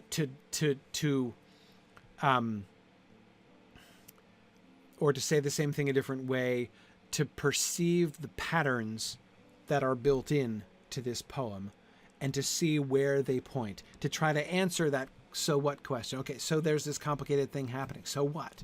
What does it tell us? What does it mean? What does it point to? Where does it take us? What's the point of it, right? And to me, this is the point. So if we can say, if one conclusion that we can draw, we've been drawing several conclusions, right? One conclusion is the importance of line 6, right? You can easily say, anytime you want to, you could say something, and when you're looking at a poem, you could be like, I think line 6 is the most important line in the poem. But that statement doesn't mean anything. Okay, so you think it's really important. Awesome. I'm glad it's meaningful to you. And don't get me wrong, you're totally entitled to find a particular line of a poem particularly moving, right? How do you prove it? Prove it to me, right? What makes you think? Why do you believe that that particular line is the heart of the poem, is the pivotal moment of the entire poem, is the center, is what this poem is about, right? Don't tell me you got a hunch. Don't tell me it just feels more important. Prove it. This is how you prove it, right? The way, by looking at the patterns, by showing there are guides there, right? The poem tells you, right? There are structures, there are patterns here, and you can see shapes emerging from these patterns when you look at them really carefully, right? And for me, this is what an English professor calls proving things. You can never prove. This is an inductive conclusion, which means an inductive conclusion you can never be 100% sure of, right? You still might be wrong. You still might be perceiving the pattern inaccurately. There might be data that you're not noticing that changes the pattern subtly or dramatically if once your eyes are opened to it. So, there's all kinds of things that keep it from being, it's not a certain conclusion, but I can feel if I can have this kind of data to support it, if I can show the patterns and what all these patterns are pointing to and begin to show that this is where, then that's one thing. one example. Again, there are other conclusions that we've come to. And so thinking through in terms, cosmic in terms of the sort of the structure, right, helps me. It's one way in which we can sort of see these sort of pointing things. Yeah. But the follow-up point that you're making there, you say you hear the change to the active voice in the last two lines most strongly, that you'd go with one group of 8 with a crescendo when he makes the point. Sure. No, I mean, there's no question that there's a crescendo there. I think the meter by itself says that. You don't even, I mean, without any other data, the meter does that. Those extra syllables at the beginning, for Isildur's bane shall waken, and the halfling forth shall stand. We've got a crescendo, right? It's almost like we get a little drum roll for those last two lines, right? Absolutely. Yeah, no, that's certainly true. But that's one data point, right? There are other data points. There are other things that the poem is doing structurally, and that's what I'm trying to do, is take all of those. This is the fun of the kind of inductive reasoning that we do when we do close reading, and then we pursue it to try to draw conclusions. Is we find all of this data, right? We find all of this information, and then we see what patterns does it form, right? So yes, I agree. That's a really important thing, but I'm not willing to privilege that above all the other observations and say that's the data point that matters. It's a data point and it matters a lot. But there are other things that are happening too. Anyway, interesting, Mad Violinist says, the BBC radio adaptation supports my notion of line 6. The singer who sang this, a boy soprano, changed key on the word doom. That's really interesting. Yeah. Interesting that they read it the same way. That's cool. Cool. Yeah.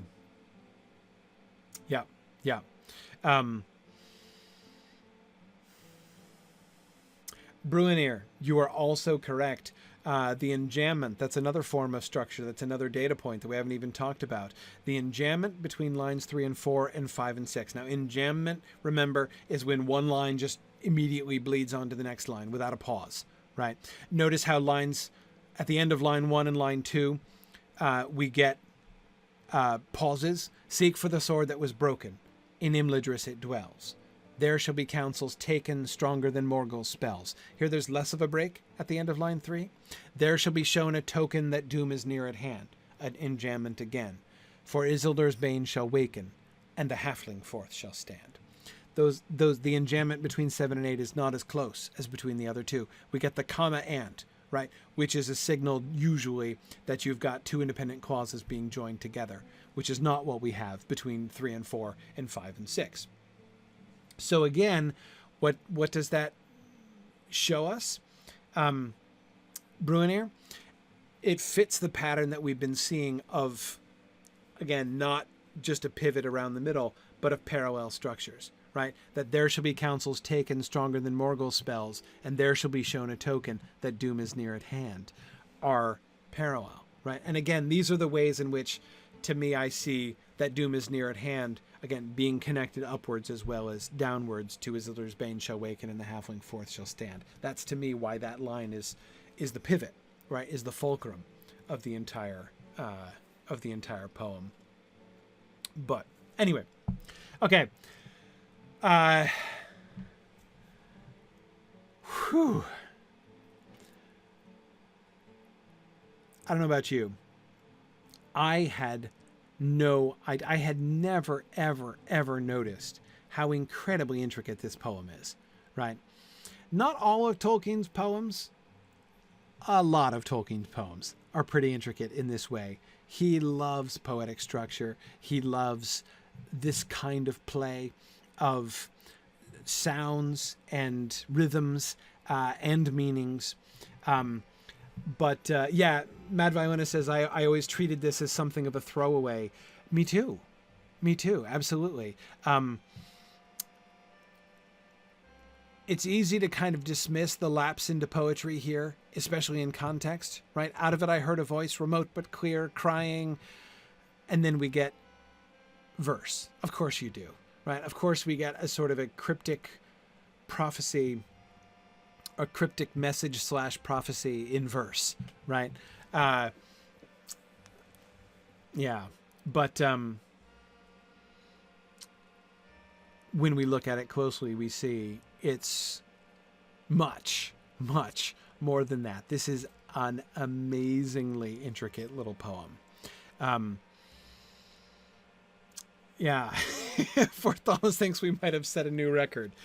Hey, when we're talking about poetry, all bets are off, man, especially if we're talking about it. Like, it's one thing when there's a poem that I feel like I understand pretty well, that I've already really spent a lot of time with. And so what I'm doing is trying to walk you guys through some things that I think are really cool about it. I can take long enough doing that, right?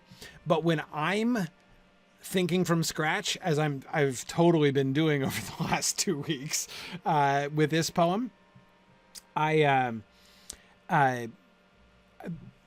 mean, yeah, like totally all bets are off.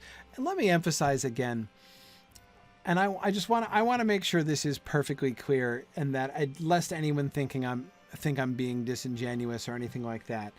This is a decision I made long ago on exploring the Lord of the Rings. That what I thought would be most fun, not only for you but for me.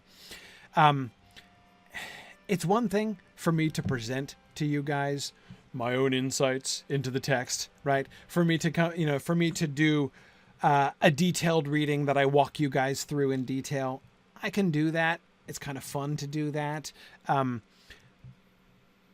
what I thought would be cooler, and honestly more beneficial in the long run, not just for you, but for me, is instead to be more transparent with you, right? To have these sessions not be me walking you through arguments that I have carefully constructed or anything like that, or readings that I have prepared, but rather to be inviting you guys to the table to help me figure stuff out as we go through. And I will admit, sometimes if you feel like I'm laboring things, that's how my mind works. And honestly, there are times when I remember days, like I can picture where I was.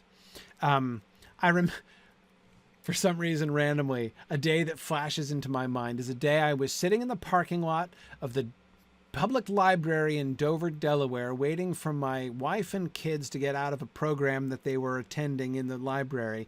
And I was sitting in my car in the parking lot with a pad of notebook paper and a pencil.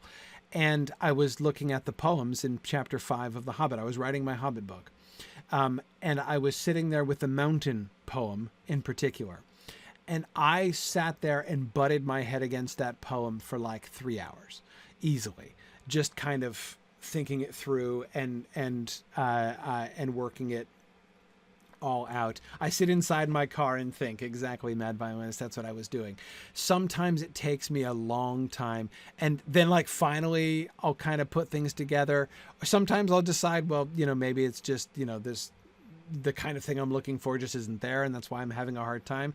But often I'm just like, it takes me a while to catch on to things. And my process is sometimes just beating my forehead against something until my forehead is bruised, or until the thing finally gives way.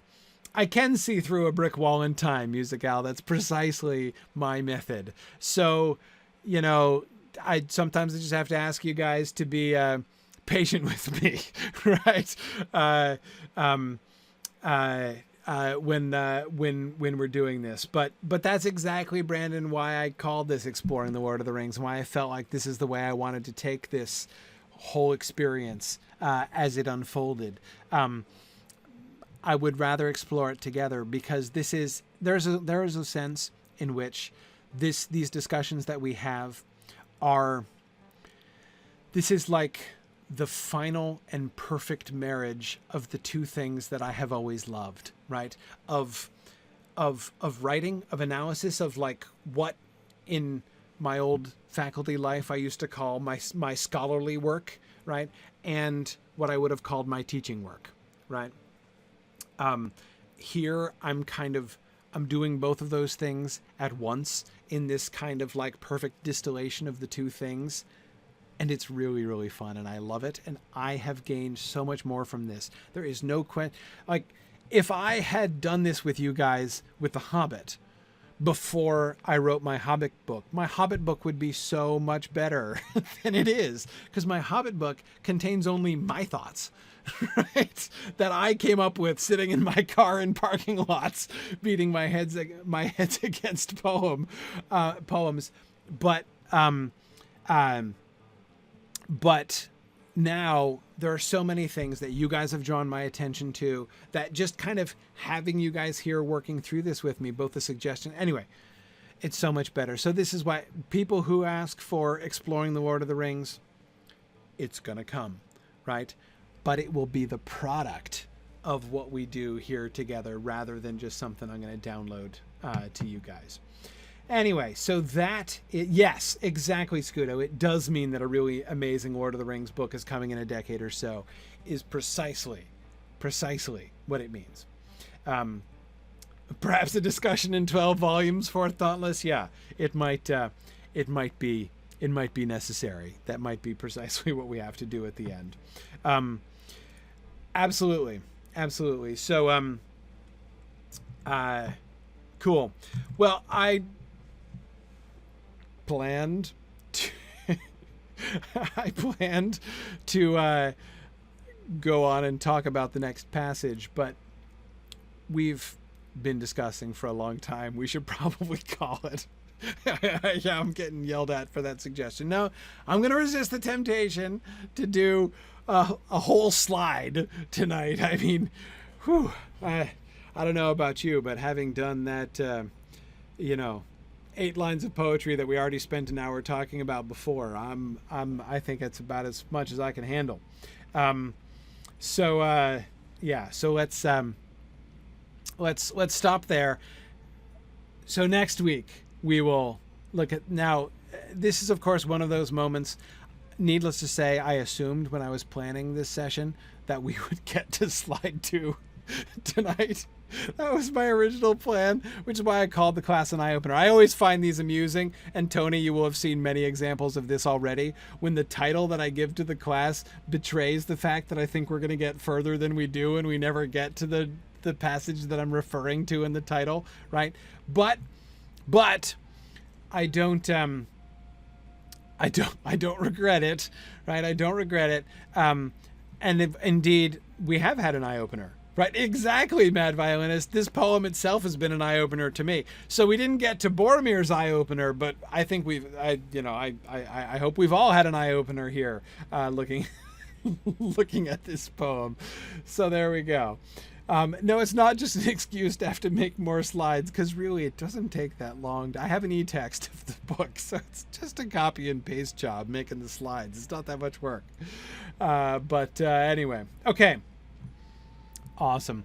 Thank you guys for this discussion tonight. Yeah, exactly. We'll get another eye-opener next week.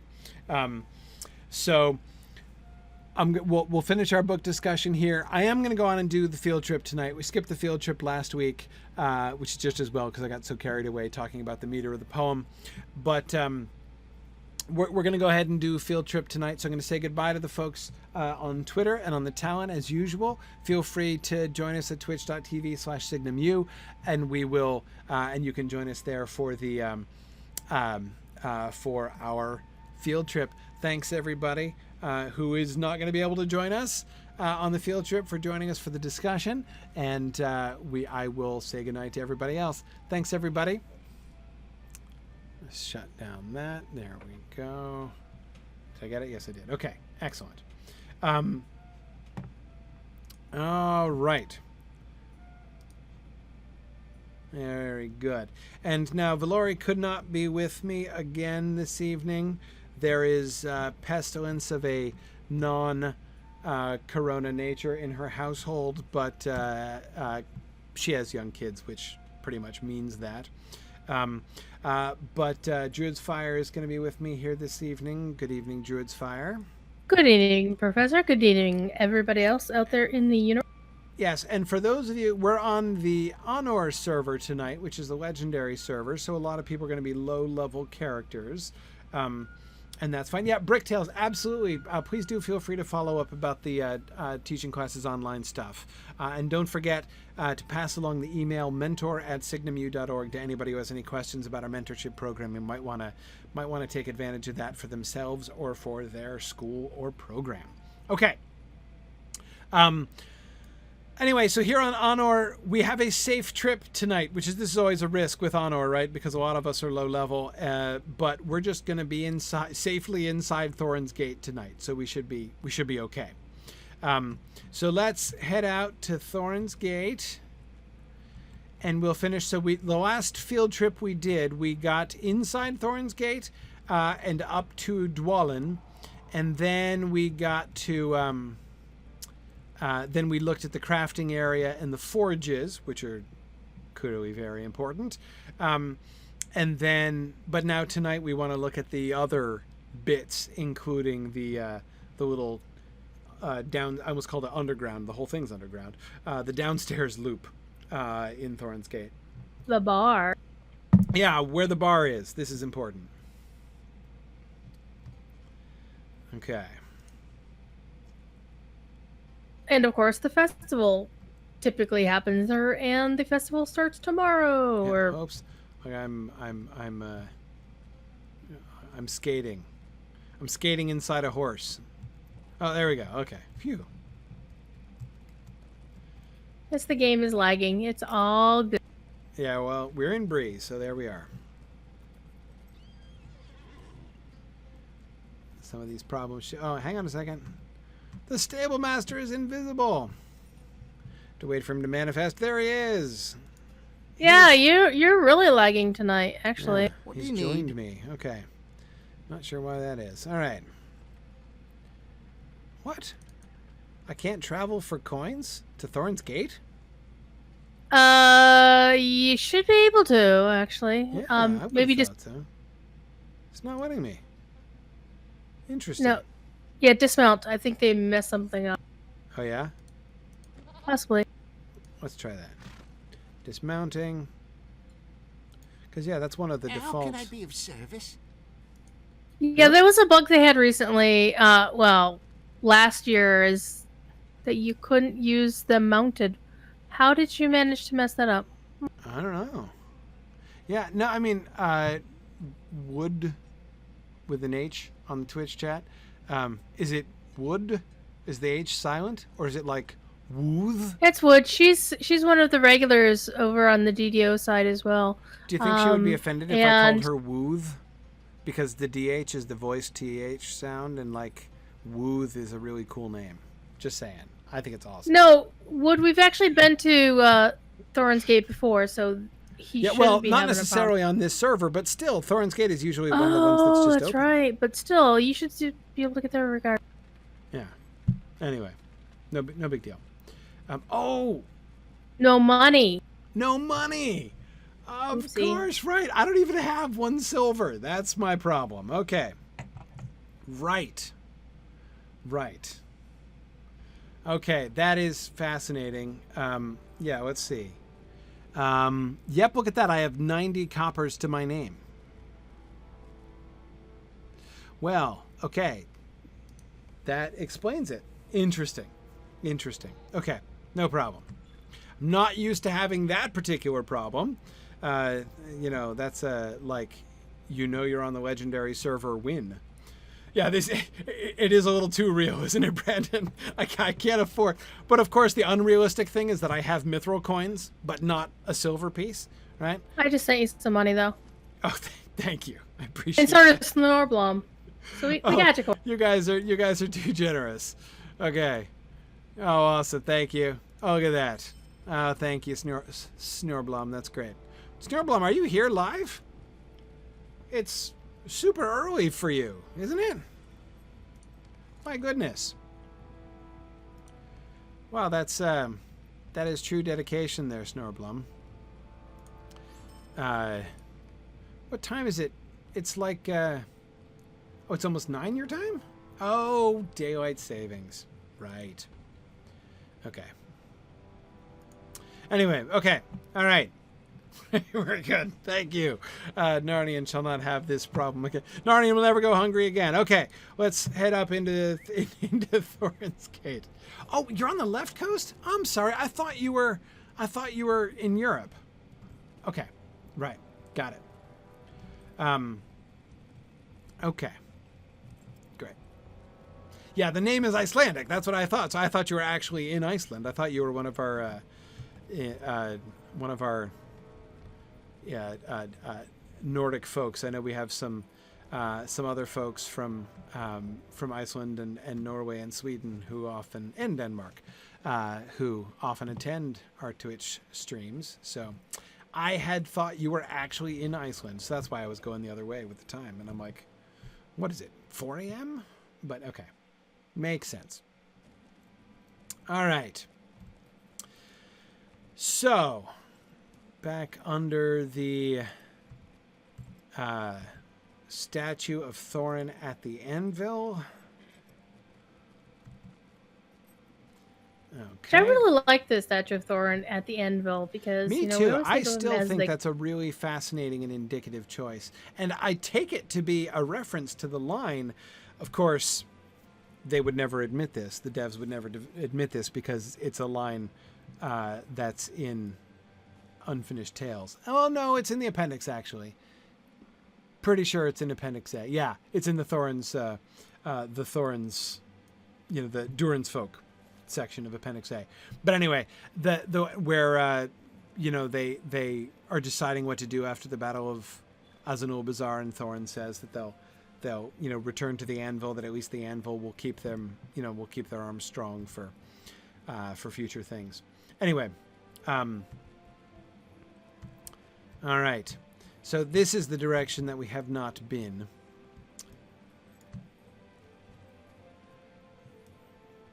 One of the things that's interesting me right away is the scarcity of doors. We have one door here. Right now we've been theorizing all along that this area that we're walking through is not a hall per se, but the underground equivalent of an outdoor area, right? And the actual like houses, the actual dwellings and, you know, other such places, indoor sorts of places, are all in the walls and inside the mountain. And this would seem to be, you know, as we can see here, of course, there's absolutely no reason to think that that door leads to a house which is contained entirely within this structure that we can see sticking out from the wall, right? I mean, in theory it could, but there's no reason, I don't see any reason to believe that that it should be or need be, right?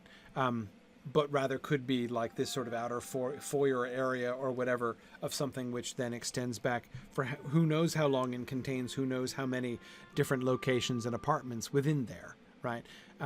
That's what I take from that. So that means, of course, that there needn't be a dozen doors here, right? Because the fact that there's a single door in this wall over here doesn't necessarily mean that there's only one house in this whole area, but rather there's one sort of atrium right here, which then leads on to many different, you know, so this is more like, could be something more like the entrance to a whole like dwarvish condominium unit, right? Rather than just there's only one house, you know, in this part.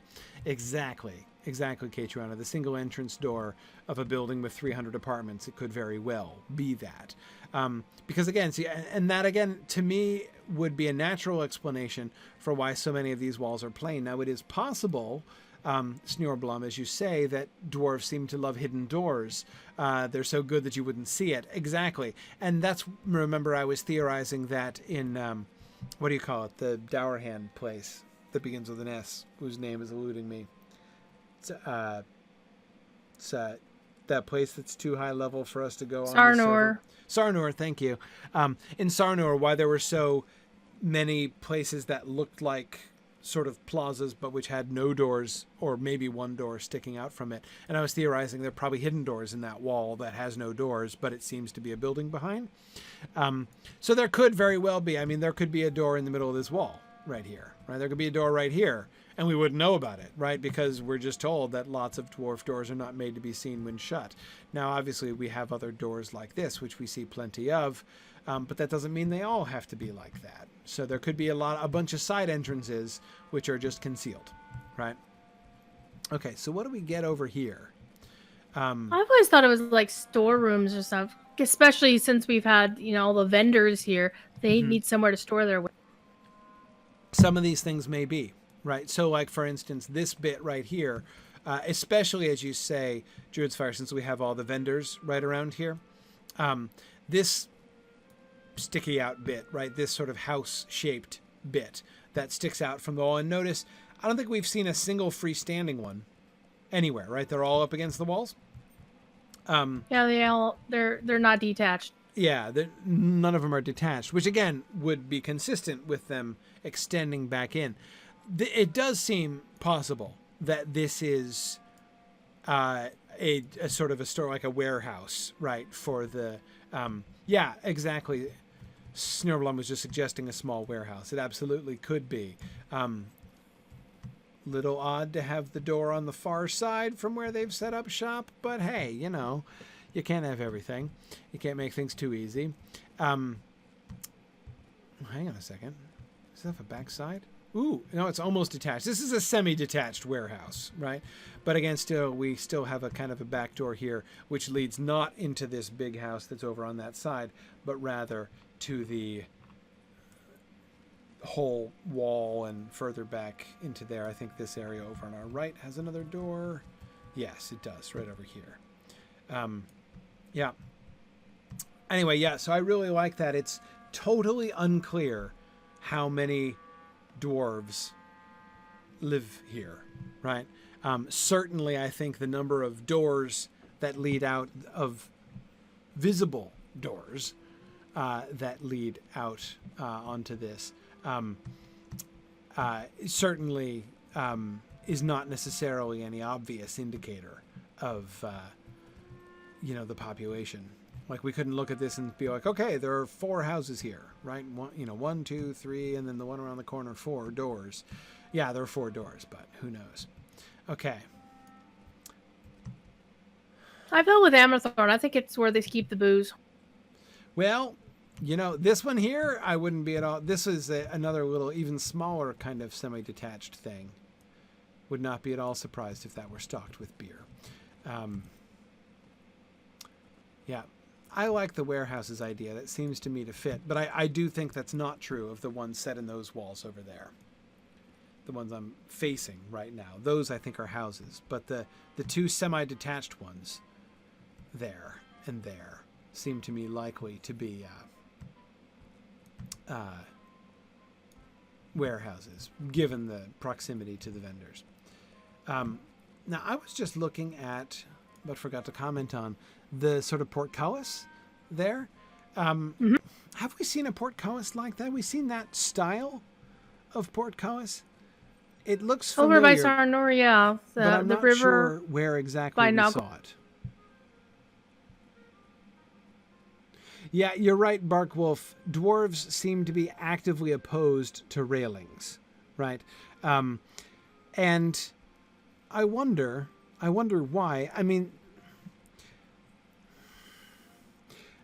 we know, of course, there are no railings or hand guards or anything like that on the Bridge of Khazad-dûm, obviously. But that's meant to be a defensive feature, right? That bridge is supposed to be part of the defense structure of, the front side of Khazad-dûm. So I can't think that that's meant to be a model for how the whole, like the whole tendency of dwarvish architecture and design is meant to be. Do those bats belong to somebody? Are those a cosmetic pet or something? Or do they live here? I think they're a shadow from something else in the architecture. The bats? The ones that are flying around? Yeah, they're a shadow of something. Really? I do They're believe not so. actual bats flying around in here? Well, I think they're a shadow of birds or bats flying around, but not They right are near us. shadows. They're shadow bats. Wow, they're two-dimensional shadow bats. So what you're saying is that outside through this wall, there are probably birds or something flying around? That's really eerie. Nah, I'm going with shadow bats. I think there are shadow bats that live here. There might be pets of that laborer standing there. I'm sticking to it.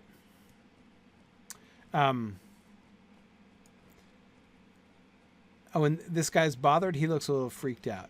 Will the guards not come? Why? Before one is tangled in my beard. Yeah, he's worried about the bats. Fetch the guards. Okay. So this laborer is troubled about the bats. But yeah, they don't look like three-dimensional bats.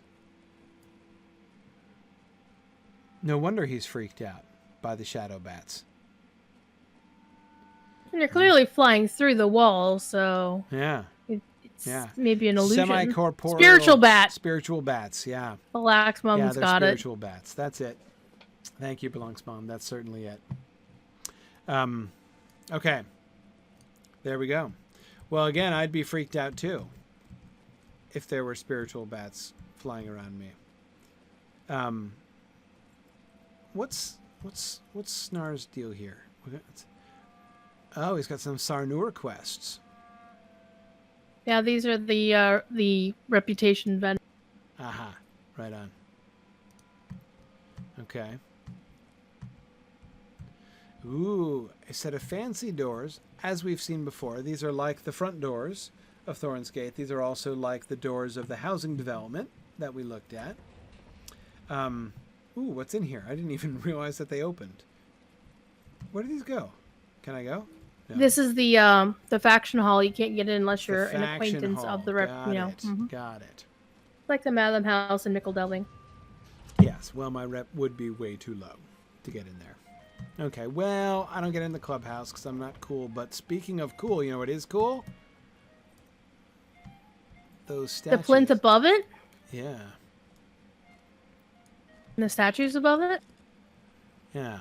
So, trying to angle up without seeing my horse's butt, but... Maybe you can see it better if you come over to the bridge here. Okay. These are two dwarf statues, kind of like the dwarf statues that we've been seeing, but these these are not holding an axe, and they're not holding a hammer. They're holding what? Are those shields? Yeah, they look like shields with a design on them. Yeah, we've not seen those before. It's like a round piece and then like a piece going down to the ground. Yeah, like a pointy bit. Yeah. Yeah. But we've seen the plinth before. The one up between. In between them. Yeah, absolutely. Once again, horse butt shot. Love that. Yep. Yeah, we've seen that before. Oh, hi there. You can see them a little bit better if you come over here to this bridge with a carpet on it by the waterfall. Let me not fall off, which I've almost done several times now. In fact, Just don't dip your beard in the waterfall. Yeah. Let me dismount. That'll solve my equine derriere problem. Okay. Yeah, I can't see them quite as straight on, though, from over here. They do look a lot older than the structure they're mounted on, Catriona. It's one of the things I'm interested in here. They actually look older than the plinth itself. They do look significantly older than the plinth. So I'm going to go ahead and say I think that these are repurposed statues. I think that these must be Dower Handy statues from the ancient Dower Hand time. And yes, this is a bird, not a spiritual bat that's flying around us, right? Or is that a real bat? No, those are real bats. Those are bats up there. Those are non-shadow bats. Those appear to be three-dimensional bats. Okay. Anyway, sorry, getting distracted.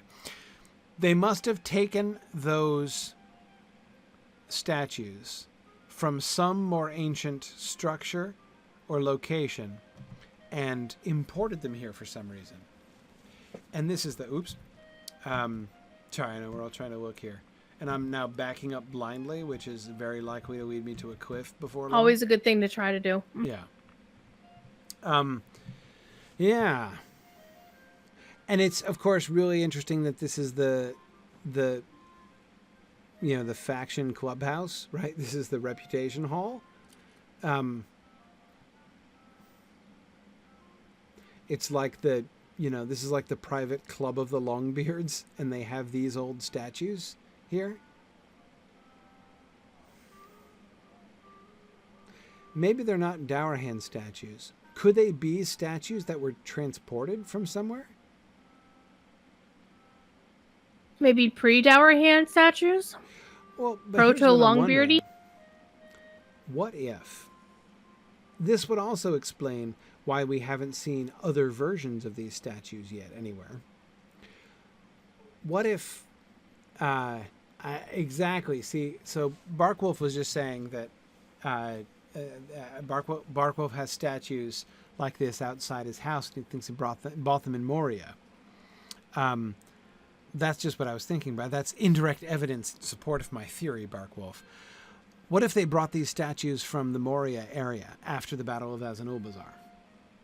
What if these are ancient Longbeard statues? What if those are round shields and the sticky out bits at the bottom are beards? So we know they didn't go into Moria during the Battle of Azanulbazar. But there's no reason to think that there weren't statues outside of Moria where they were, right? That is where the dwarves, were in fighting the battle. And that would explain also why they're so weathered looking, because they had been standing outside before. And of course now they're standing next to an active waterfall, so you'd think they'd also get pretty weathered from that too. But that would explain both the antiquity of these statues, the uniqueness of these statues compared to other statues, dwarf statues we've seen of similar make around the Arid Luin area, and it would also explain why they are on the Thorin's Gate faction hall. I'm trying to puzzle out the design on the round part of the shield itself. I'm not personally convinced that the sticky down part is a beard. Me neither. Not perfectly convinced. Just a theory. Yeah.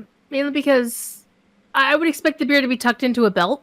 Yeah, and there doesn't seem to be. The belt is much higher. It was just like a deliberately exaggerated. But no, I think you're right. I mean, when you look at looking at the left-hand one from this angle, the beard does seem to kind of come to an end there. Mm-hmm. Yeah. Rather than be an exaggerated, and it's also the carving of the beard is much more realistic. It's not like a stylized beard that extends down. So yeah, I think the beard theory is right out. There's faint rays that could say, well, maybe it's a beard. Yeah. But the design on the actual main part of the shield, it's very strange. It kind of looks like a mountain if you're looking at it from the top. Well, see, to me, it kind of looks like a Tudor rose. Or something of that nature. Yeah, something of that nature, like a center design, but there seems to be something on the left leading into it. Precisely what I can't see from this angle. Let me go back. If only they'd tell us an admin camera. Yeah. Man, I can't even tell you how many times streaming this game I've wanted to be able to levitate my camera. Cannot even tell you how many times I keep trying to convince Jerry to let us have it. Yeah. I'd pay for that. Okay. Anyway. Not sure. The only thing I see on the left-hand side is his arm, which comes around the front, and there's his right hand as well. So you can see both of the hands. The hands are not at like 10 and 2. They're at like 11 and 1, right? On the top of the shield. Yeah. So I'm looking at a shadow, like a line leading toward the central design below the figure's right hand. So at the 11 o'clock position, right below that, there's a little line it kind of leads into that central design. Maybe. I mean, it could just simply be a crack, but Yeah, it could be. It seems to not like there. It does seem like there are lines though radially. Like there's another line down here at like 5 o'clock, and another one down here at 7 o'clock. Yeah, on the outer circle, like where the chevrons would be on Stargate, but this would be actually inside below the hand, inside the main section of that line. Okay. Of the Yeah, maybe so. Maybe so. Yeah. Ooh, okay, hang on. Pontine just posted a picture. Oh, hey, look at that! Of one that's inside the hall. So hang on a second. Thank you very much, Ponton. Yeah, let me shift that over here. It's my Discord window. Okay, there we go. All right. Wow, that's a good deal clearer. Obviously, it helps if you don't put them out under a waterfall, right? You know, preserves it a little bit. You can see more detail.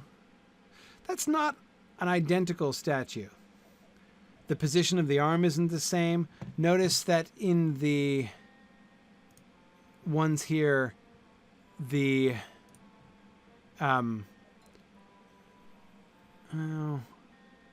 maybe we're also on an angle down here, so yeah. I think it is the same actually. It is the same, yeah. No, I thought at first that the bottom of the shield didn't go all the way down to the feet, but I think it's just because the feet kind of disappear into the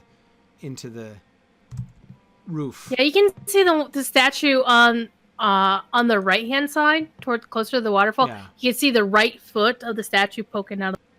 Yeah. Okay, so I think that the lines that you were seeing there are the sort of inner detail work. You know, a bit of the inner detail work that we couldn't make out in the one on the outside. Okay, so it's definitely not. It looks much less like a Tudor rose when you can see all the details. Just a it's the kind of diamond. geometric structure that we've so often seen, right? Where you've got the square, then inside the diamond with the 4 lines dividing that evenly up into 4 sections, and then that inside another square tilted in another direction, and then that inside a circle, and then sticking out from that, right, the diamonds at radial points and everything. So anyway, that's seeing that design up close, it looks less idiosyncratic than I would have thought. It's the kind of design that we see in lots of other places.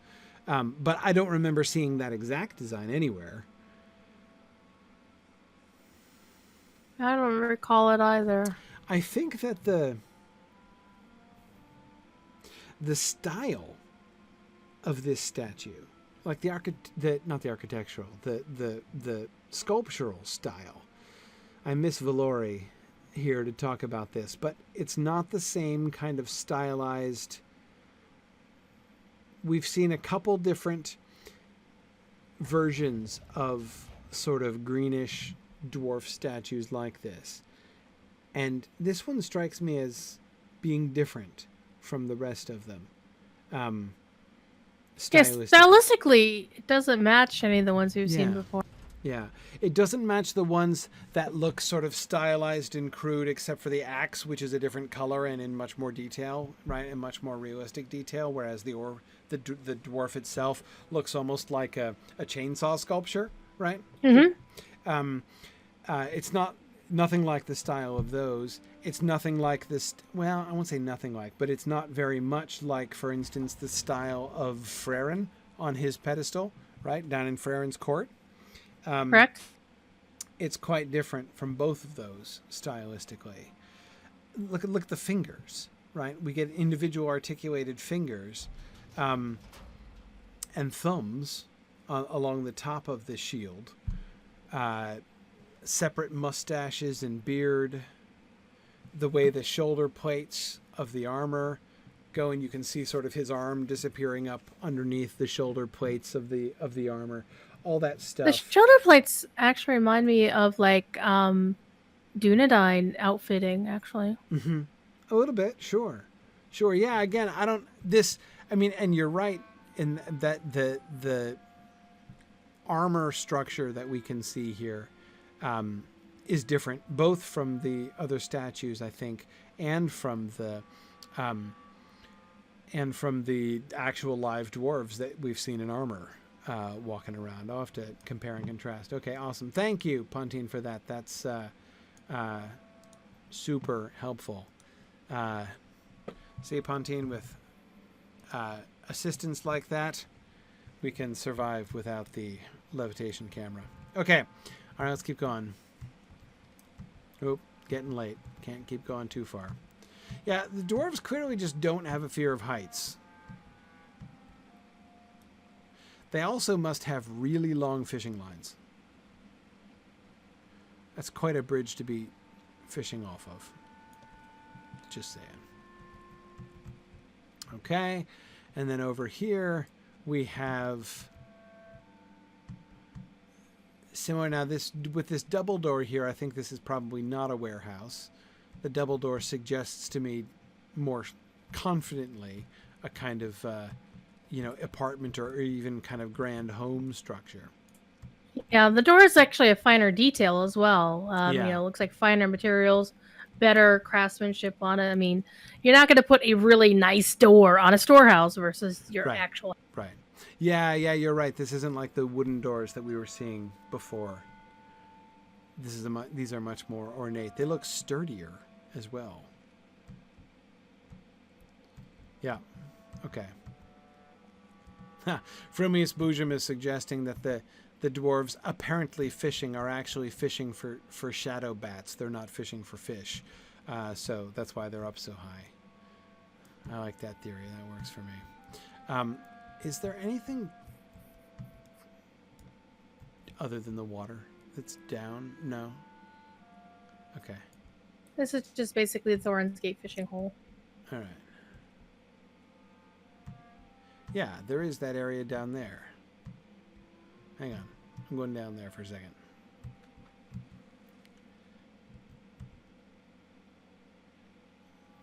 Oh, we got some dwarves dancing. I was always very grateful that there was this set of stairs here, as I do remember accidentally falling off that bridge on at least one occasion when I was initially exploring this area as a low-level person. Okay, one of these ornate doors again. Yeah, what's directly upstairs from this? What does this back onto? Because it's another set of stairs.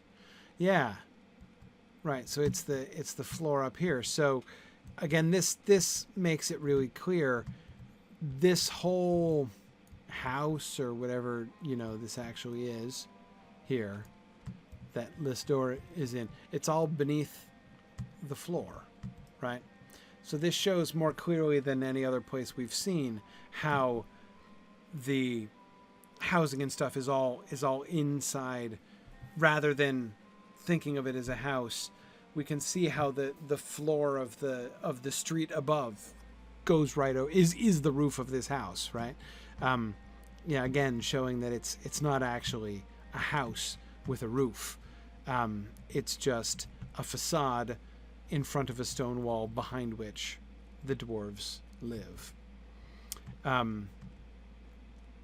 Brandon, I agree, given the weight of the traditional apparel of the dwarves, it's hard to imagine that they're very active swimmers. Okay. Here's the downstairs. I think we'll have to wait until next time. It's 12:30 and I think sufficiently late for me to keep everybody up tonight. So we'll do one more field trip inside Thorin's Gate, and then are we pretty much done with Ered Luin after we do that? I think so, yeah. We've covered this pretty thoroughly. I think we'll have gone end to end of Ered Luin very carefully. So yeah, we'll have to decide where to go next after having finished Ered Luin. So okay. So I'm going to say thanks to everybody and good night. Thanks for coming along on my field trip, for looking at this other side area here and discovering the shadow bats of Ered Luin. And I will see you guys next week. I'll be around next week. I will say, and I forgot to mention this, I think I will probably uncancel Grifflet this week. Hopefully a more successful uncancellation this week than last week. Last week I had a failed uncancellation. I uncanceled and then ended up having to recancel. So I'm hoping to uncancel permanently this week. So I should be able to be back for my Grifflet stream this week. All right. Yay. Thanks, everybody. Good night. Night. Thanks for joining me on this epic exploration of The Lord of the Rings and of Standing Stone's video adaptation of Tolkien's story. If you are having even half the fun I'm having on this journey, I hope you will consider supporting the project by donating at signumuniversity.org/fund.